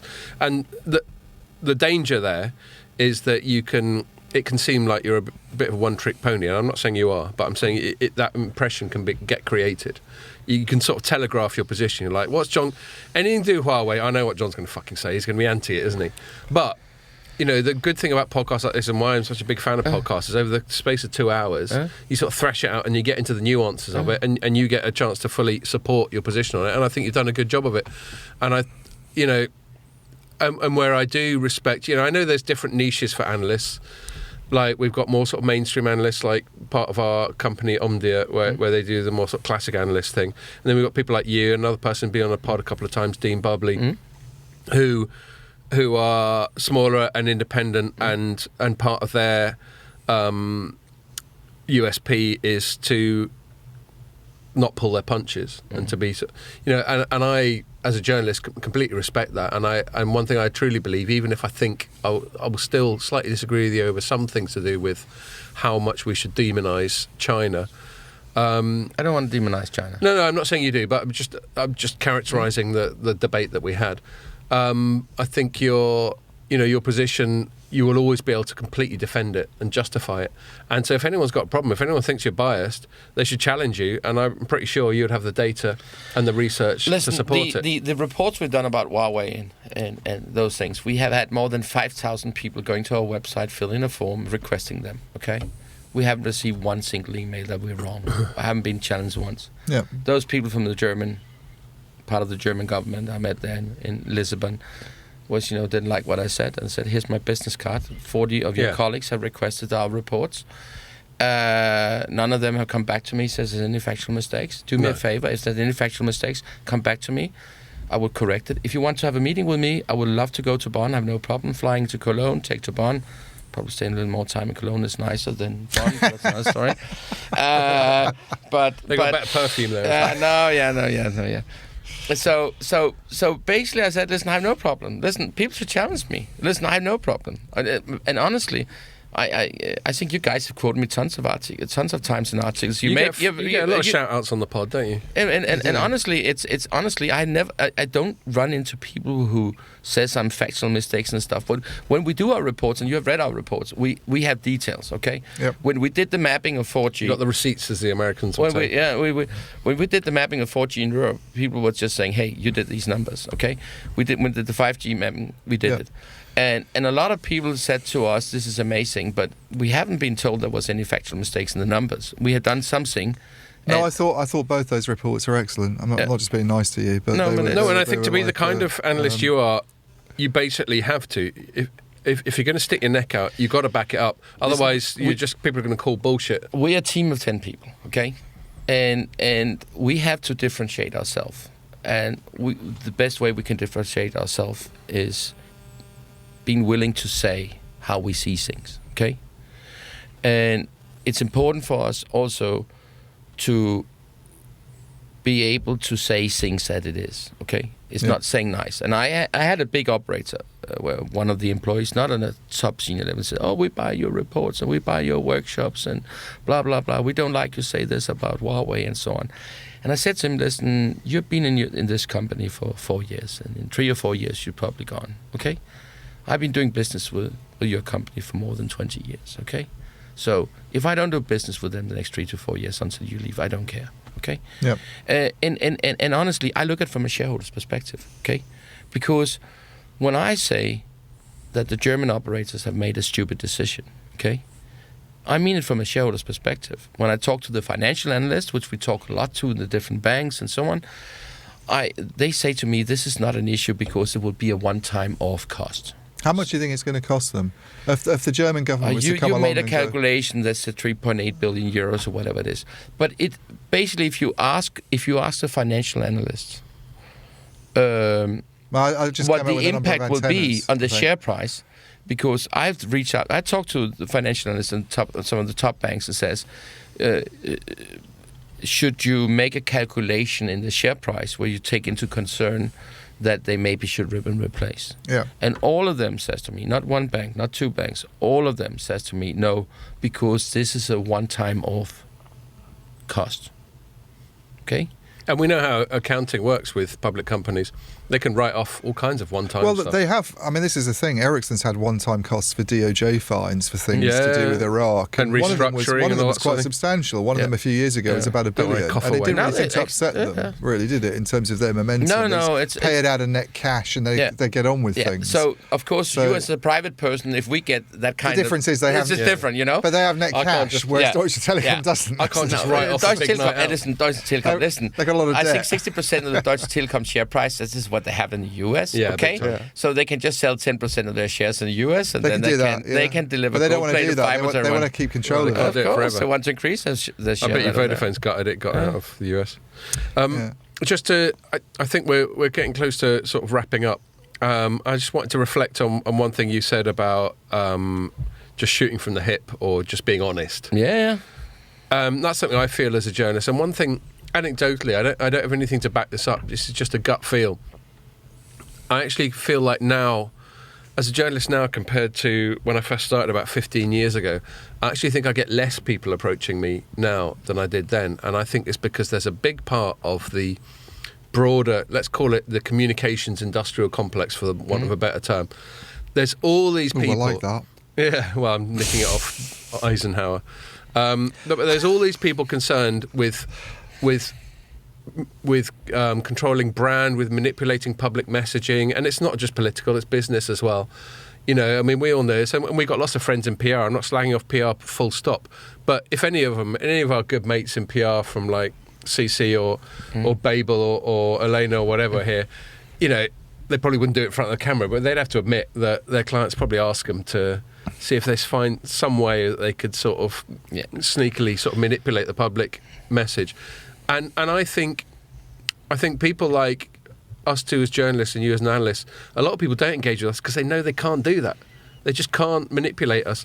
They can't bribe us. They can't threaten us. They can't coerce us. They know that we're just going to say what we think all the time. And I have to believe as a journalist that there's still a sort of future in that, because and I think there is, like a lot of the podcasts I listen to, the impression I get, again, anecdotally, is that people are more disillusioned with the mainstream media than ever. I totally agree. Because they think that it's all, if it's not lies, then it's at least embellished or polished or censored in some way. Yeah. And I think there's just a massive demand for authenticity. And one thing you very much are, John, is authentic, for better or worse. No, but I hope it's for better. But what you're saying is really true. And I'm looking very much into media and worked with I have a background actually also in the media industry. And I think what you're saying is fully correct. A lot of the mainstream media have lost everything. There's nothing left. That's the reason why you see a lot of niche medias. Of course, there's a lot of niche media which is bullshit. Thank God for the internet. But there is a lot of niche medias which really deliver some super quality stuff where you said, hey, this is fantastic. And sometimes this is a one-man band or a two-man's band. And then they have multiple revenue streams and stuff like that. And maybe sometimes they also have some sponsors. There's something they don't want to touch because they have some sponsors and stuff like that. But in general, they make a lot of good things. If you're part of a big media group like you are... Well, we're not, though. That's the funny thing. We're part of a big company. Yeah. But Informer's not a media company. It's primarily an event. So it's a business information company. But most of its activity is events, not media. But I think it's interesting is that you have a very clear, this is my opinion. And you're writing stuff which a lot of other medias would never write or never dare to write. We get a lot of freedom to do what we want to do, I think, editorially. And otherwise we wouldn't have this podcast. No, but it isn't. For starters. And there is some medias, and listen, I've seen big business newspapers where journalists have told me this, and I cannot write this. Yeah. I hear about it all the time. And I think that's a disgrace. In Germany, you have Handelsblatt, which is the leading business newspaper, which is probably the biggest business newspaper in Europe, and they are also the same company owns Wirtschaftswoche. What's that one? What's that noise you just made? That's a Danish one. That is a magazine. Right. That's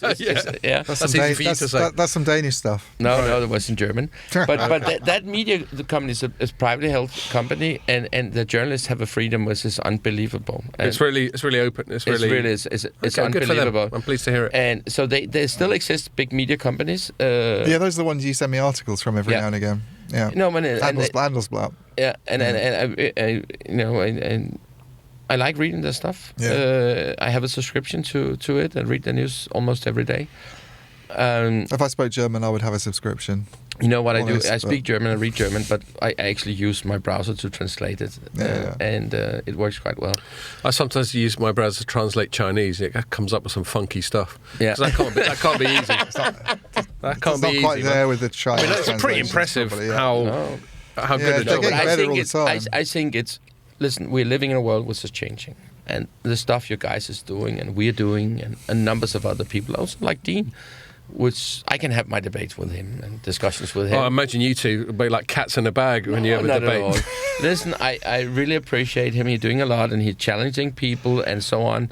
Sometimes, the challenge sometimes, sorry, Dean, is that when you push him back and say, Dean, here's the facts, then his reply is, I don't have time to read it. And that's fair enough. I know he don't have much time. He works a lot. He listens to this. Yeah. He'll have we'll get a tweet. Honestly, we'll get a tweet about that. No, but honestly, I think Dean do a great job. And I like there's people like Dean which challenge the system, okay? Yeah. And even challenge us. Because if we have to, me and my team, you had Rustin on the podcast. If we have to be on the toes, we need to get challenged. Okay. Yeah. We don't want and our customers, what they want from us, is want to get challenged. Once I had another operator who's basically complained and said, "Oh, you're so tough and you're saying all those things." I said, "If you want a friend, buy a dog. Okay, don't come to me." Do you know what I mean?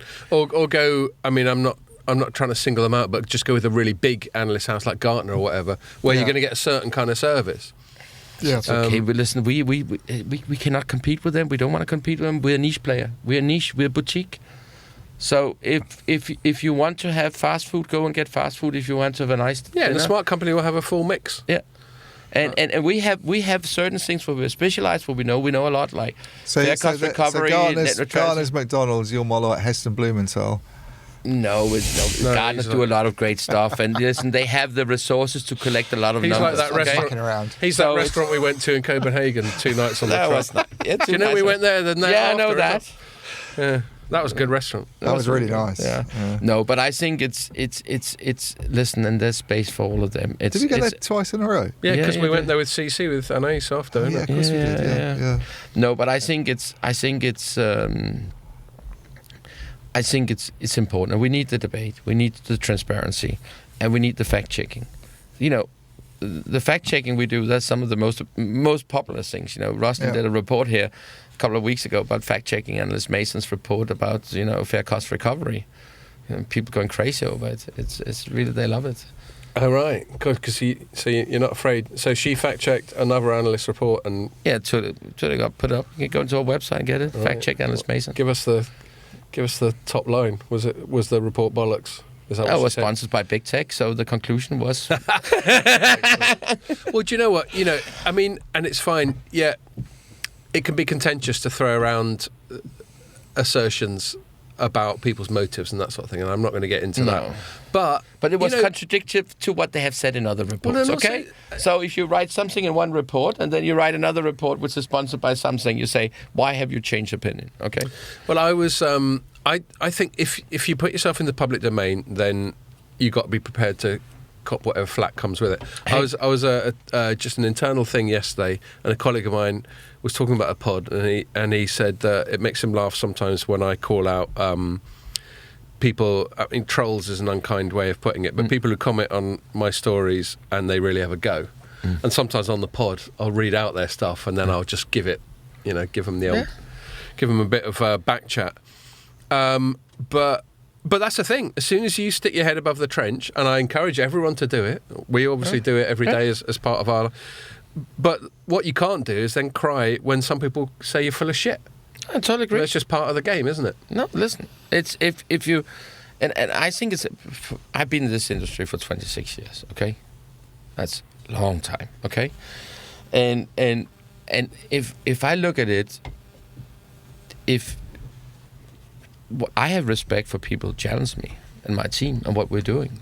And we have a report coming out now, and it basically says, if this is a cheese, I want to know where all the holes is, and I want to know everything in details. It's again, if you use a baseball bat, you have to prepare that the guy comes with a gun. Okay. Indeed. And basically, I think it's important to say that the standards you demand of other people, you have to try to live up to the same standards by yourself. Totally. Principles. Very simple. Yep. I go, well, that sounds like a good note on which to end it. I was just looking at these bags, these We're going to be getting through your beer for about a couple of months, mate. No, you talked about how much. So you have to bring the Carlsberg. Oh, yes. I think that's going to be the bottom of the list, isn't it? You know one thing? I love that slogan, the one, probably the best beer in the world. Yeah. And you know one thing? That ad campaign's been going on in the UK since I was a kid. Yeah, but you know what I like with it? If it was an American beer company, they would say, best beer in the world. Yeah? In Denmark, we're a little bit more humble, probably, you know? And I like that humble part of it, you know? That's sort of sitting on the fence a bit. Some Americans would just say, maybe Trump, he would say, beer, you know? But isn't that due to advertising standards? Because they can't prove that it's the best beer in the world. Yeah. But it was also, obviously, I think John's right. We all remember it. I don't know if you remember the ad from when I was a kid. That probably was what set it apart. If they'd just done some Trumpy, totally the best beer in the world. Yeah, but I heard probably wouldn't the have story remembered it. behind that was that they wanted to just go, it's the best beer in the world. Oh, right. But because, serendipitous. but because of advertising standards, they had to go probably. Right, and then turned out to prove that it was the best beer. And I think actually the advertising slogan was created here in England. I think it was Satcher, something like that. Now, my dad told me that, so he might be talking bollocks. That sounds plausible.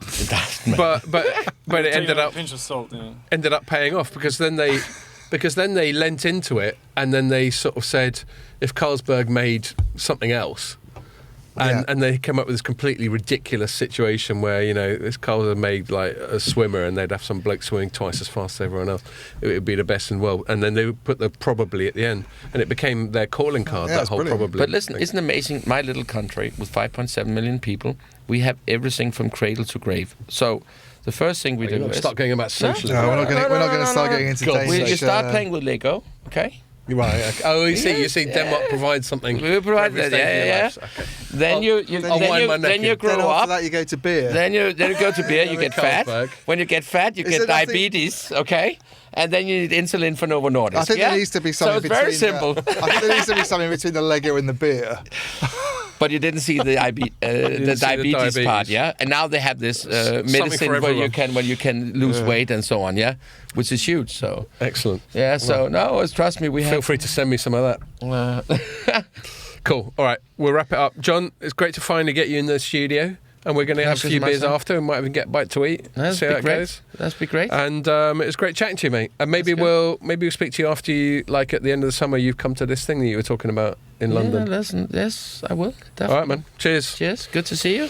And thanks a lot for listening. Or they're going to shake hands. This is different. We don't know. Hey, we are post-corona now. We can shake hands. I blame this 6.5% Silk Road Brewdog. You're still on the Silk Road. Yeah, I'm still struggling after that. So thanks a lot for listening, and make sure you join us for the next one.